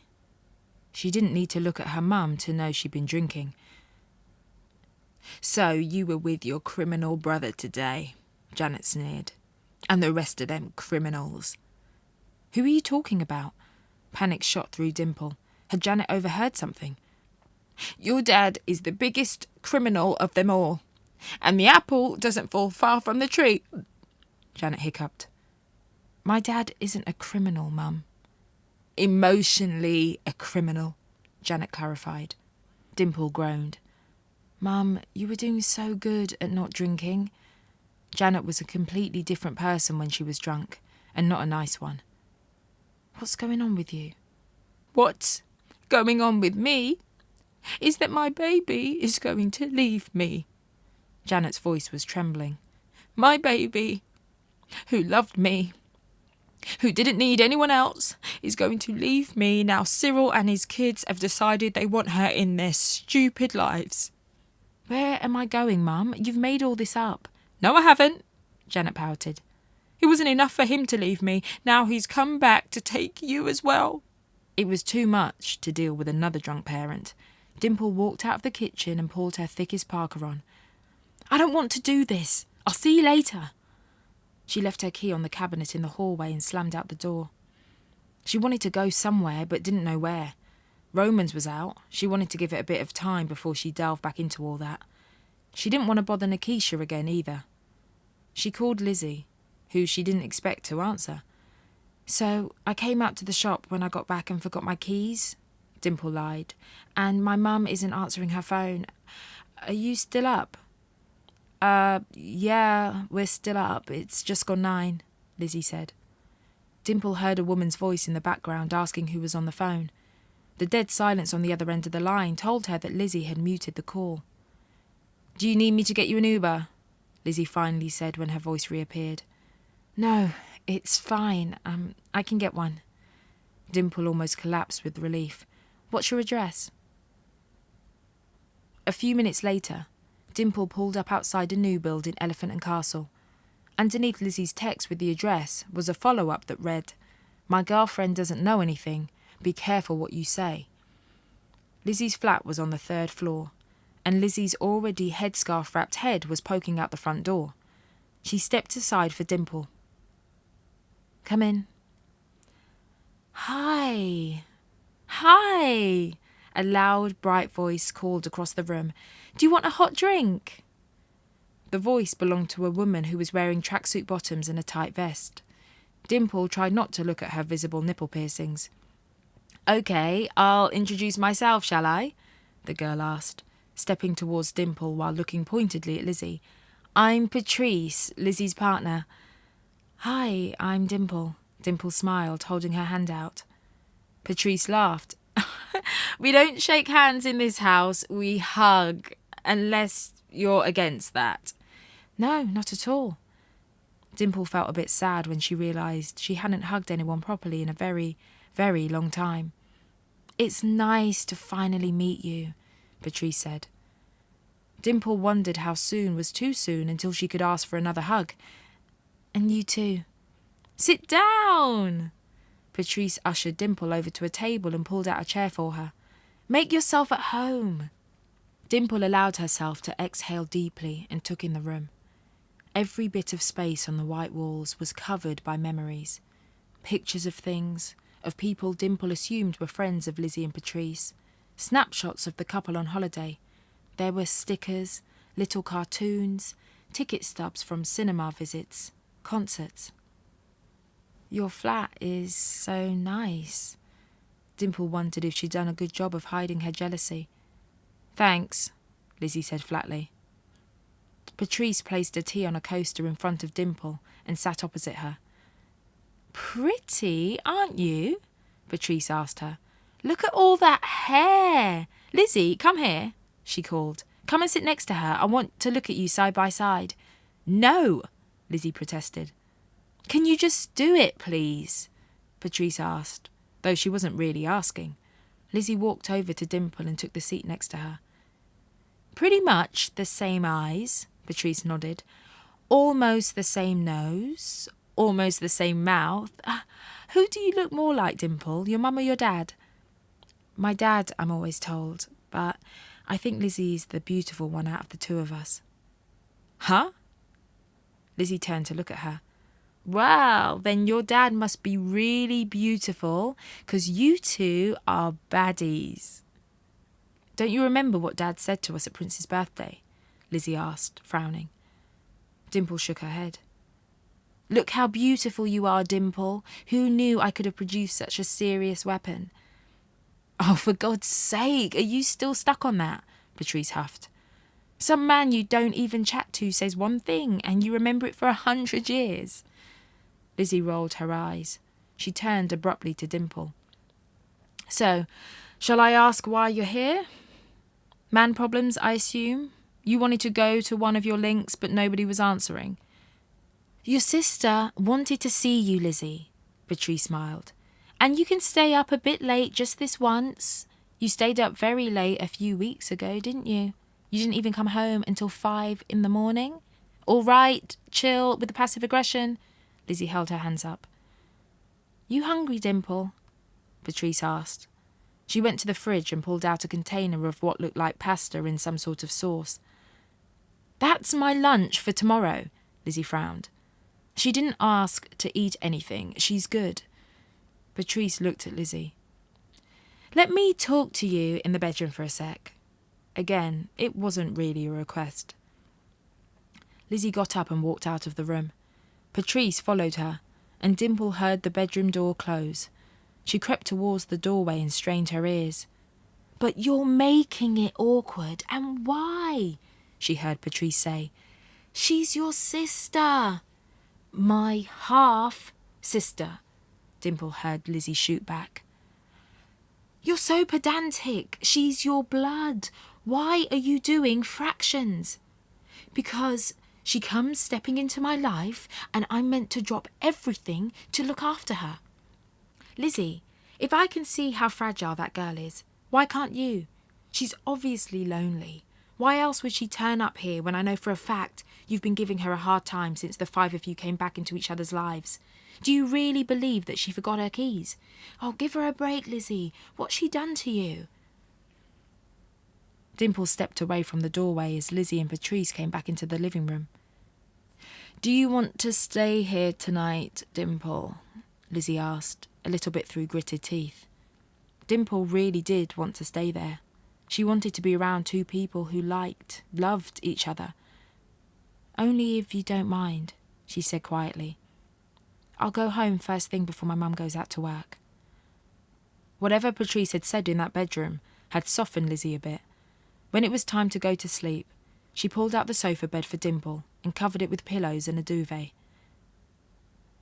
"Lizzie," Dimple called out quietly, just before Lizzie could close the door. "Thank you. I really am grateful. Not just to stay here, but for you. Sorry I haven't shown that, but maybe I think because I've got a lot of emotions inside, I assume they're coming out even when they obviously aren't." "Trust me, they come out enough," Lizzie nodded. "But you're welcome. I'm grateful for you too." Dimple rearranged herself under the duvet and inhaled deeply. It smelled sweet, clean. "If you want to stick around tomorrow, I'll be home about 7, Lizzie added quickly, before she closed the door with a soft click. Dimple shuffled down even lower in her bed for the night, pulling the soft, sweet and clean duvet around her. The next morning, it took Dimple a few seconds to realise where she was. "Good morning," Patrice trilled. "How did you sleep? The trains bother you?" "No, not at all," Dimple said. "I like thinking about who's in them, about how many different lives are inside the carriage. Every person in that carriage is someone different, going somewhere different. I think the same thing about tower blocks." Dimple paused. "Behind every light is a life, and there are so many lives different to mine. Helps to remind me not to always be so in my head about myself." Dimple slept off and on through the day, while Patrice worked in the bedroom. She woke up when she heard Patrice shush Lizzie in the hallway. "Why are you shushing me?" Dimple heard Lizzie whisper. "Is our flat a library?" "Your sister is sleeping." "Oh, is she okay?" "Yeah, I mean, nothing has happened today, and you're the doctor out of the 2 of us, but I think Sis is obviously going through it. Anyway, now you're home, I need to go and get some potatoes." Dimple heard Patrice pull her coat and shoes on and leave the flat. She sat up. "Hey!" Lizzie walked into the living room and smiled when she saw Dimple sitting cross-legged on the sofa. "Good nap?" "Sorry, I don't know why I'm so tired," Dimple apologised. "Could be anything. Winter, stress, lack of sleep, turning up at people's houses in the night." She apologised again. "I'm sorry. I left my keys at home on purpose. I just wanted to see you, I guess. And I didn't like how we always bicker, you know?" It's okay, Lizzie reassured her. "I was thinking, when I was on my way home, why don't you stay here for a few days?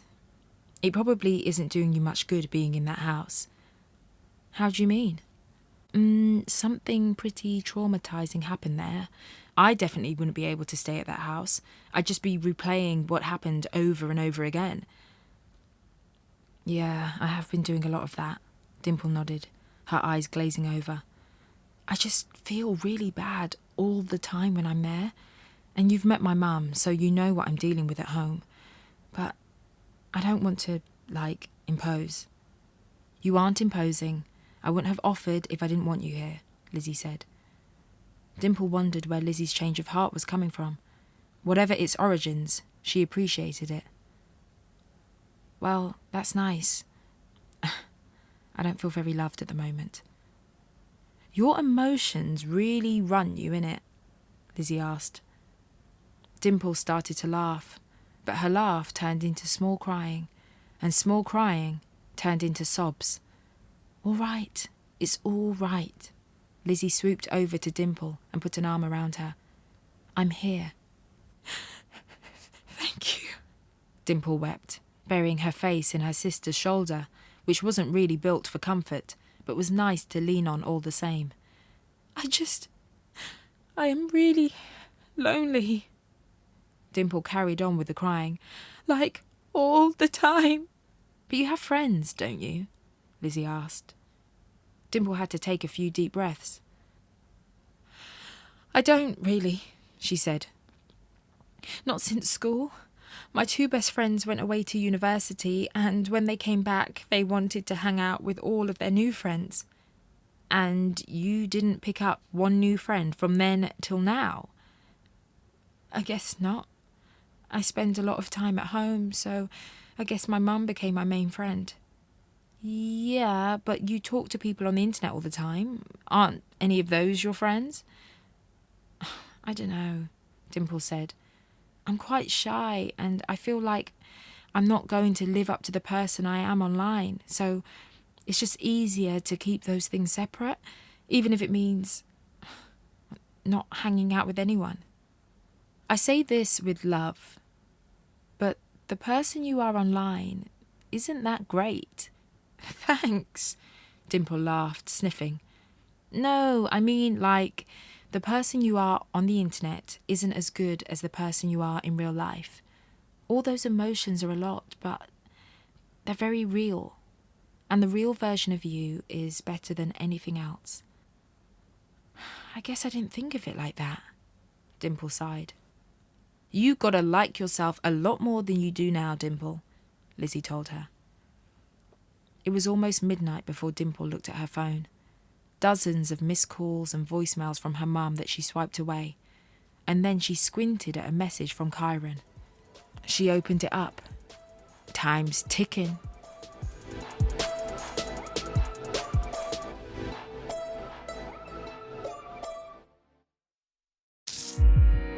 BBC Sounds. Music, radio, podcasts.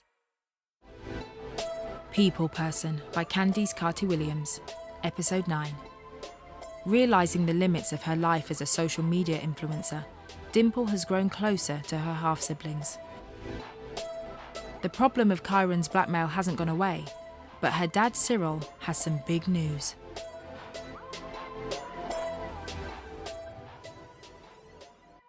Back at home, after 2 nights at Lizzie's, Dimple recorded the first video she had in a long time.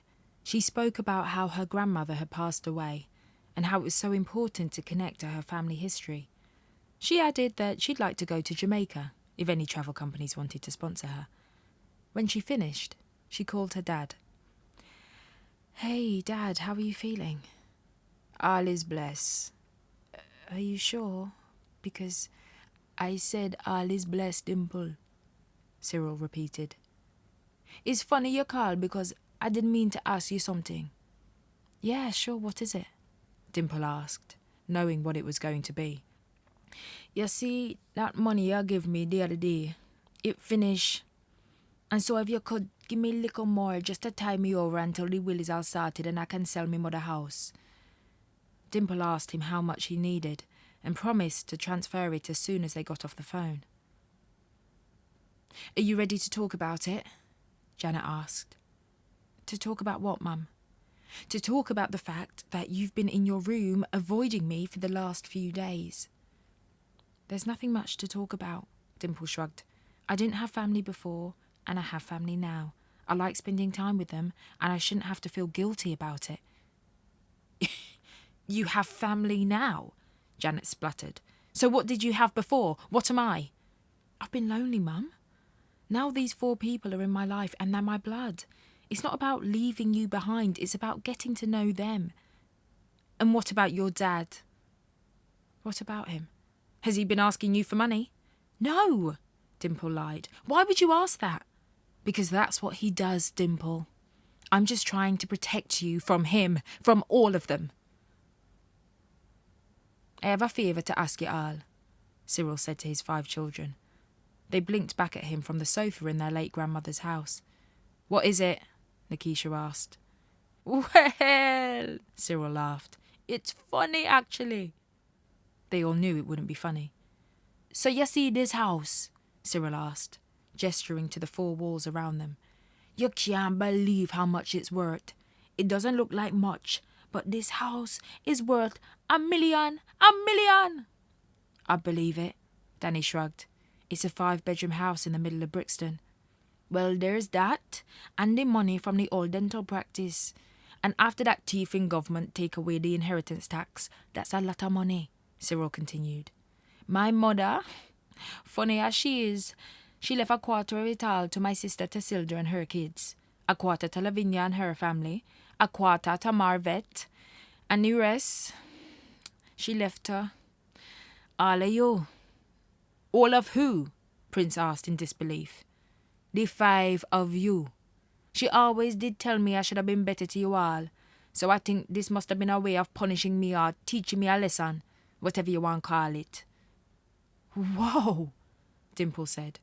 So look, I worked it out, Cyril said, pulling a tatty piece of paper out of his pocket and unfolding it slowly. After it all sells, Tassilda, Lavinia and Marvet will each get about 230,000. And so will we, as per your calculations, Nikisha told Cyril. Well, so about that, Cyril said before clearing his throat. You know I'm not in the best position financially. Okay, Nikisha shrugged. She wasn't going to pretend she cared. If that money gets split 5 ways, you all get 46,000 or thereabouts.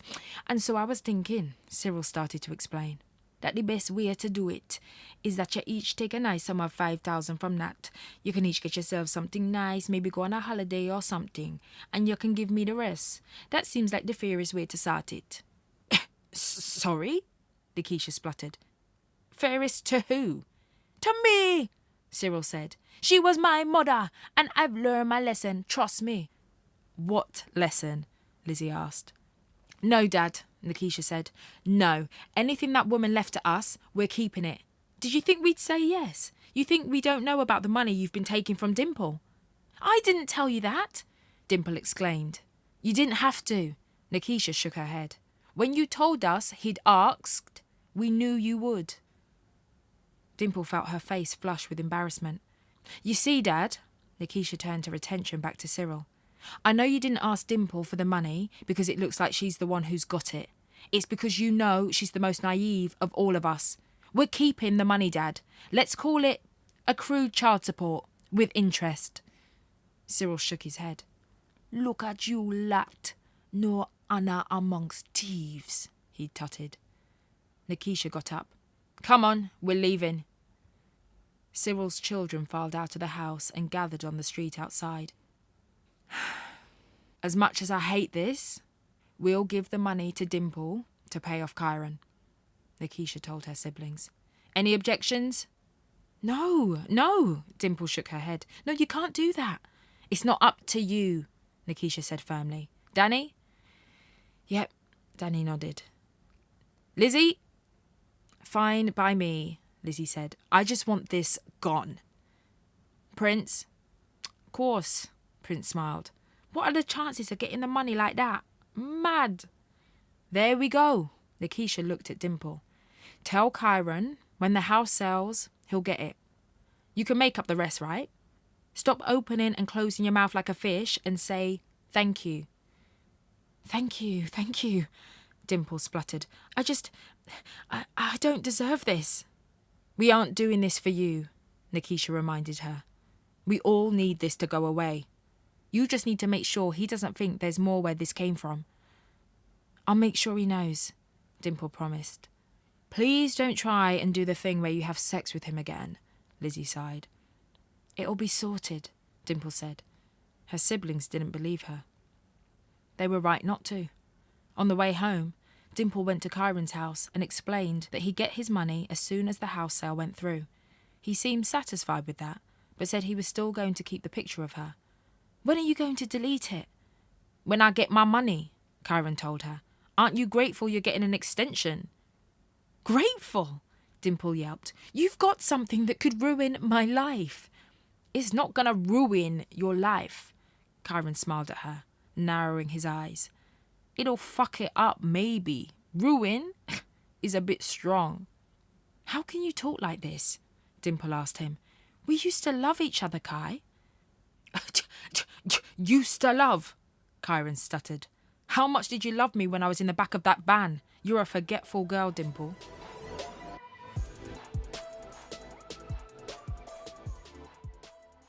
A week had passed since she'd seen her brothers and sisters, but to Dimple it had felt like longer. One afternoon, Kyron messaged her. There's still time for you to get that internet fame you've always wanted. She called Nikisha. We aren't giving him the money, she said firmly. He's a prick. He doesn't deserve it.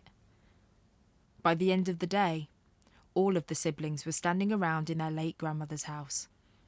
So, do you have a plan, or you just wanted to get us all in one place because you didn't have things to do today? Lizzie asked, leaning on the wall in the empty living room. I don't have a proper plan, Dimple shook her head. But I just don't think it's right that he gets an amount of money that could change all of our lives. Nikisha, you've got 2 kids to raise. Danny, you could buy a van that has more room in it. Lizzie, you could buy Patrice a big wedding ring, and Prince, well, I don't know, but it's just so much money. Yes, but what are you going to say to Kyron? Lizzie stared at Dimple. Nothing, Dimple said. He can say what he wants, he can post the picture, I don't care anymore. It'll be another internet thing that'll come and go. Is this you wanting another burst of attention? Lizzie asked. What do you mean? Well, all of the attention you got from Kyron going missing died down pretty quickly. Lizzie shrugged. I'm just wondering if this is part of a new plan to get internet famous or something. You're the queen of pretending you don't want attention while doing a really good job of getting it. The rest of the siblings turned to look at her. What? Lizzie held her hands up in defence. I'm just saying what we're all thinking. Don't speak on my behalf, please, Lizzie, Danny said, in a tone nobody had heard before. Is this about me not saying anything to upset Dimple because you love her so much? Lizzie snorted. Because she looks so much like Cyril and you're so desperate to be close to him. Be careful with your words, Lizzie, Nikisha warned her. I'm not scared of you, Nikisha, Lizzie scoffed. You think because you're the eldest you've got any power over us? What is it that you do apart from tell people what to do? Lizzie, you need to calm down, Danny sighed. Lizzie turned to Dimple, pointing a finger in her face. You're the reason we're here. I got pulled from my house to help you. It's not me who called you all. Dimple held her hands up. I didn't want to pull you into anything. I called Nikisha and she called you all. That's the thing about you, Dimple. Lizzie was gearing up for a strong finish. I have never, ever in my life met anyone who was so obsessed with being a victim as you are. Everyone else is to blame for every single thing that goes wrong in your life, as well as every single little emotion you feel. It's everyone's problem and we all get drafted in to deal with it. If you'd simply called the police when Kyron had smashed his head open, we'd all just be living our lives. But instead, the last couple of months have been about worrying whether or not the police are going to be knocking at our doors. And at the same time, making sure you're okay, making sure you aren't too upset. Dimple's throat started to prickle. She knew the tears were coming, but she wasn't going to let them out yet. You know what, Lizzie? You need to shut the fuck up. The words sprang out of Dimple's mouth, surprising her. You would have had a problem with me anyway. Years ago, I messaged you asking if you wanted to meet up. I really wanted to be your sister. I wanted to know if we were going through the same things. I wanted to know if you were feeling the same things I was feeling. I wanted to know if it was hard for you growing up feeling like you'd been left behind by someone who just couldn't be bothered to be a parent. But you ignored me. And ever since we've been in this, which I am sorry for, You've had something against me that runs much deeper than you getting the call that night. And I don't know what it is, but I don't care anymore. It was Dimple's turn to point in Lizzie's face. You, Lizzie, are not a good person. You are spiteful and you are judgmental, and I really thought things would be good between us after I came to stay with you. We had this big conversation where you actually softened, and it was amazing, because out of everyone, of all 5 of us, you're the person I wanted to be around when I felt bad. But I've seen the way you always looked at me. I could see on your face how much of a nuisance you thought I was. But I don't need anything from you, and I know that now. I don't need forgiveness because I didn't do anything wrong. And it's okay that I don't like you. How can I when you don't like yourself? Dimple stopped shouting, her chest rising and falling as she tried to regulate her breathing. You know what? Dimple started to cry. I don't give a fuck about the money, about Kyron, about my pussy on the internet, or about any of you. Well, no, that's not true. You know I do, in general, but right now I don't. They all watched as Dimple stormed out of their late grandmother's room and listened as she thundered down the stairs and slammed out of the house. I didn't know she had that in her, Prince nodded, watching her from the window as she crossed the street and ran down the road.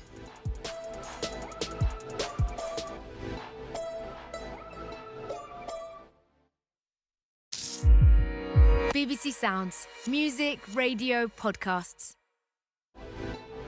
People Person by Candice Carty Williams, Episode 10. In this last part, armed with another plan, Dimple looks to close the door on her ex, Kyron.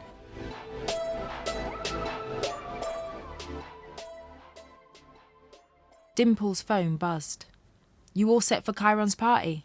Nikisha asked. Yep, Dimple replied. Okay, text me the address and call me if you need me. As she rang the bell, Dimple didn't know which way this was going to go. Happy birthday, she smiled when Kyron opened the door. I was going to bring you a present, but I thought maybe that was a bit weird. That money is going to be a good enough present for me, Kyron smiled gleefully. And then you and your co-defendants will be fine. Dimple's stomach dropped. Which co-defendants?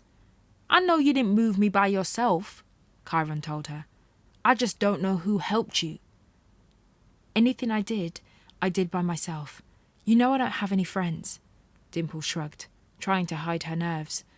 I'm going to go and say hello to your mum.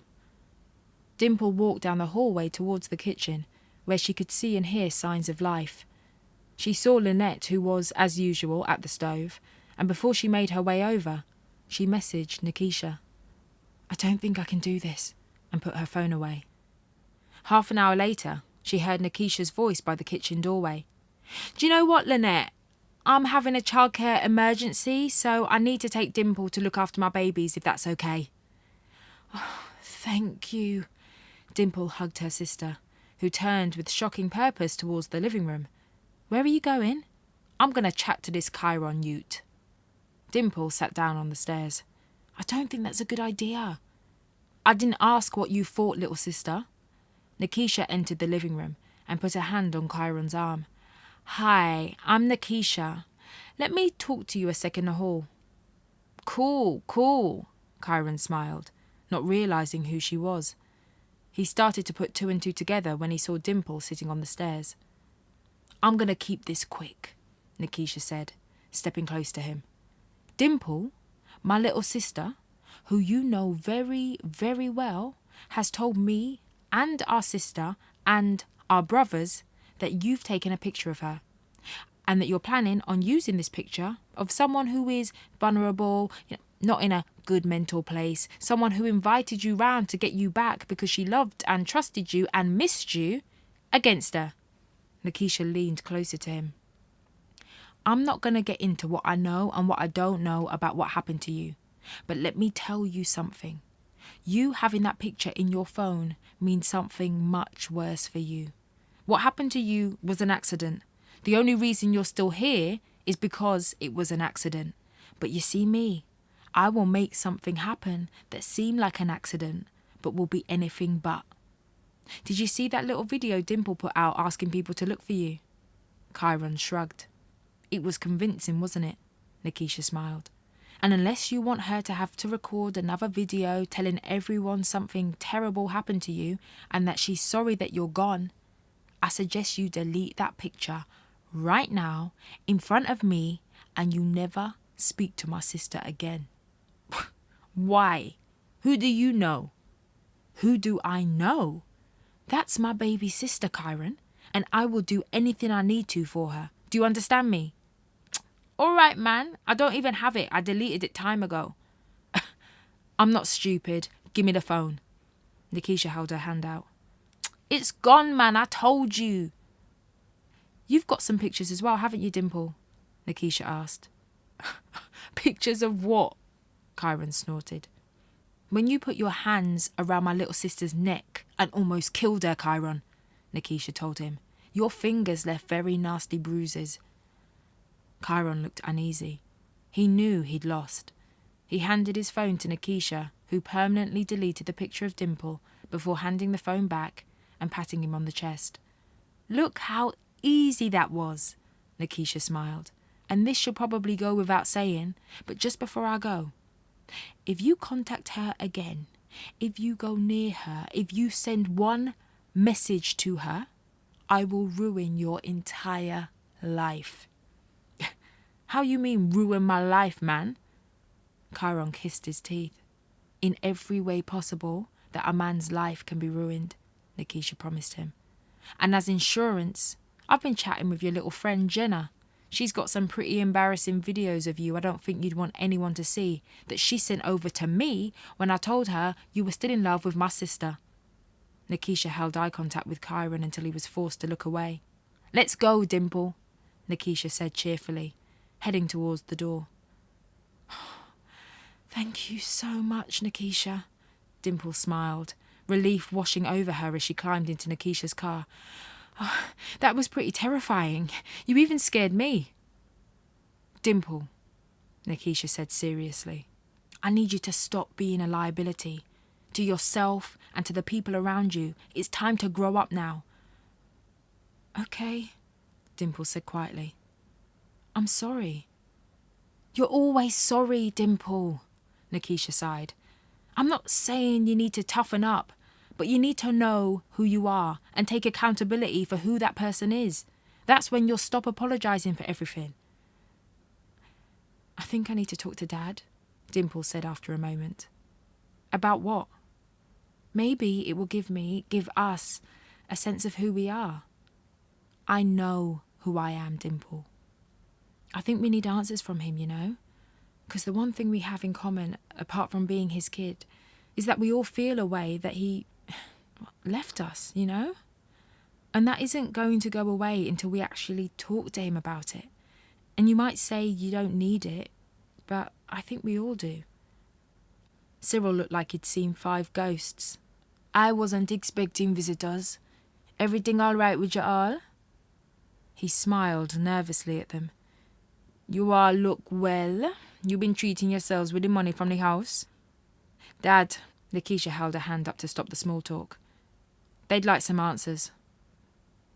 Cyril looked at his children. What kind of questions you have for me? What was the real reason you didn't visit me when I was in prison? Danny asked.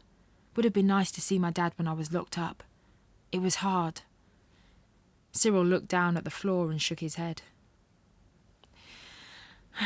I did think to come, but I thought to myself, what good would that do?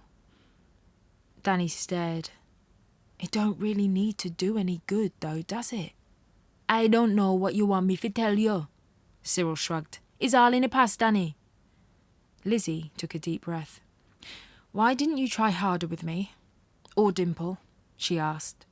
It would have been nice to know that we were each separately important, and not just the product of 2 nights of passion you had with 2 different women the same week.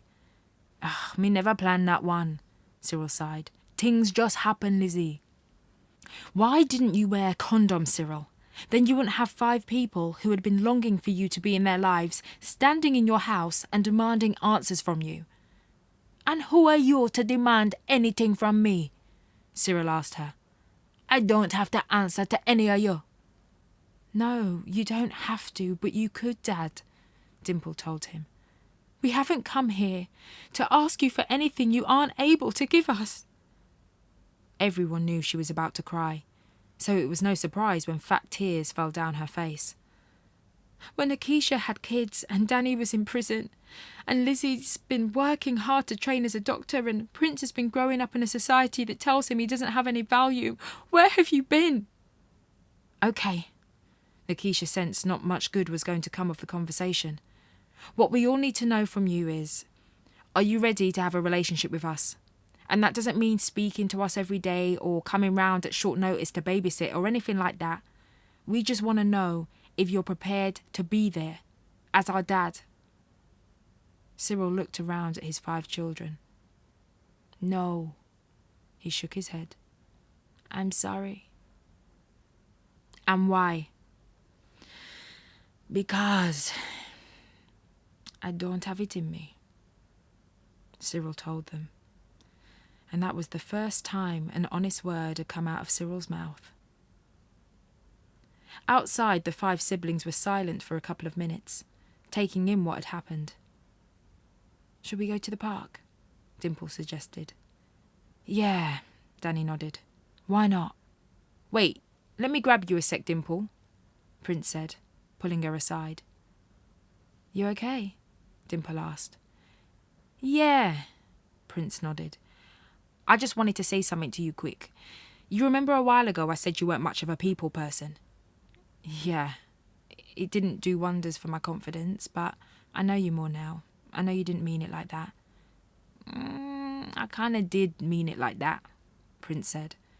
But I've been thinking about it a lot and I don't think you're a people person in the way you think you should be or the way I said you should be. I think, he continued, that you're a people person in the way that you get people. You see people. You see us. You see who we all are in our own way, and you don't judge us for it. You don't ask people to be who they aren't. And I don't think many people are like that. So, yeah, I rate it.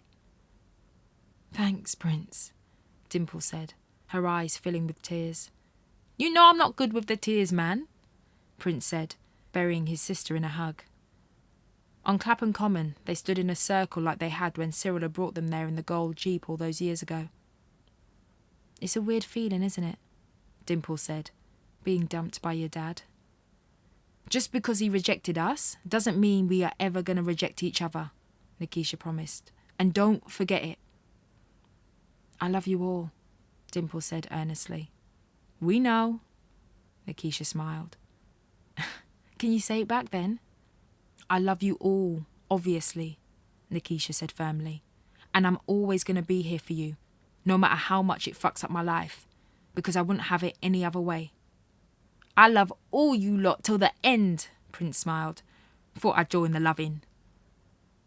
Dimple looked at Lizzie expectantly. What? I love you too, obviously. Why wouldn't I? Lizzie rolled her eyes. All of you, even though you get on my nerves. Danny nodded.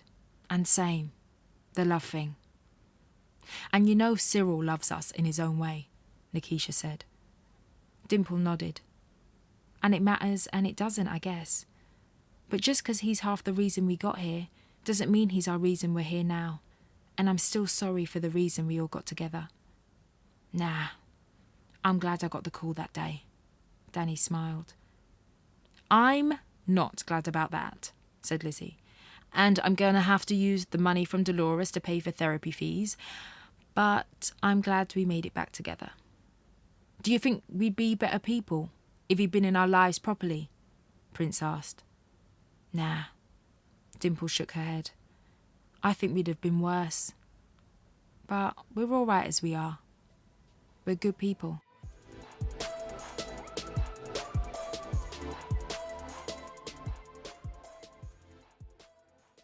Nice to be back. Danny looked around the church. It had been 5 years since they'd been here for their grandmother's funeral. I wouldn't say it was nice to be back, Dimple said, bouncing little Evie up and down in her arms. Are you trying to wake her up? Nikisha asked. Stop bouncing her up and down. You shouldn't tell a new mother what to do, Prince said. Danny waved at Lizzie and Patrice as they entered the church. Is Roman coming? Nikisha asked Dimple. I hope you're not doing all the parenting and letting him live a stress-free life. He's meeting us at the hall. He's gone to collect the drinks, Dimple told her, and he's more hands-on than I am, actually. When the time came to the eulogy, Nikisha made her way to the front of the church. I've been tasked with this because I'm the eldest, but I probably know the least about him out of me and my 4 brothers and sisters. She stopped for a moment and looked over at them. Cyril Pennington was a man who, largely, kept his feelings and his dealings to himself. But what I came to learn about our dad is that he was, above all, a people person. A cheerful man. A social man. He was truly a man who didn't dwell on the bad. Life to him was about finding happiness in the smallest things. As a father, and I'll be real here, as a father, I believe that he had good intentions. When they left the church, Nikisha held up the keys to the gold Jeep. Danny climbed into the passenger seat and started rummaging around in the glove box. Found it! He held up a CD. Remember this? When Professor Nuts boomed out, Cyril Pennington's 5 children knew that their dad, absent as he was, could only have been himself. And that was, in the way that it had to be, enough. Run that back! Prince shouted. For Cyril! For Cyril! Nikisha, Danny, Lizzie and Dimple repeated, as the gold Jeep pulled away from the curb and sped down the street. You've been listening to People Person by Candice Carty Williams. It was abridged by Sarah Davies and read by me, Siobhan Marks. The producer was Kieran Birmingham. People Person was a BBC Books production for BBC Sounds.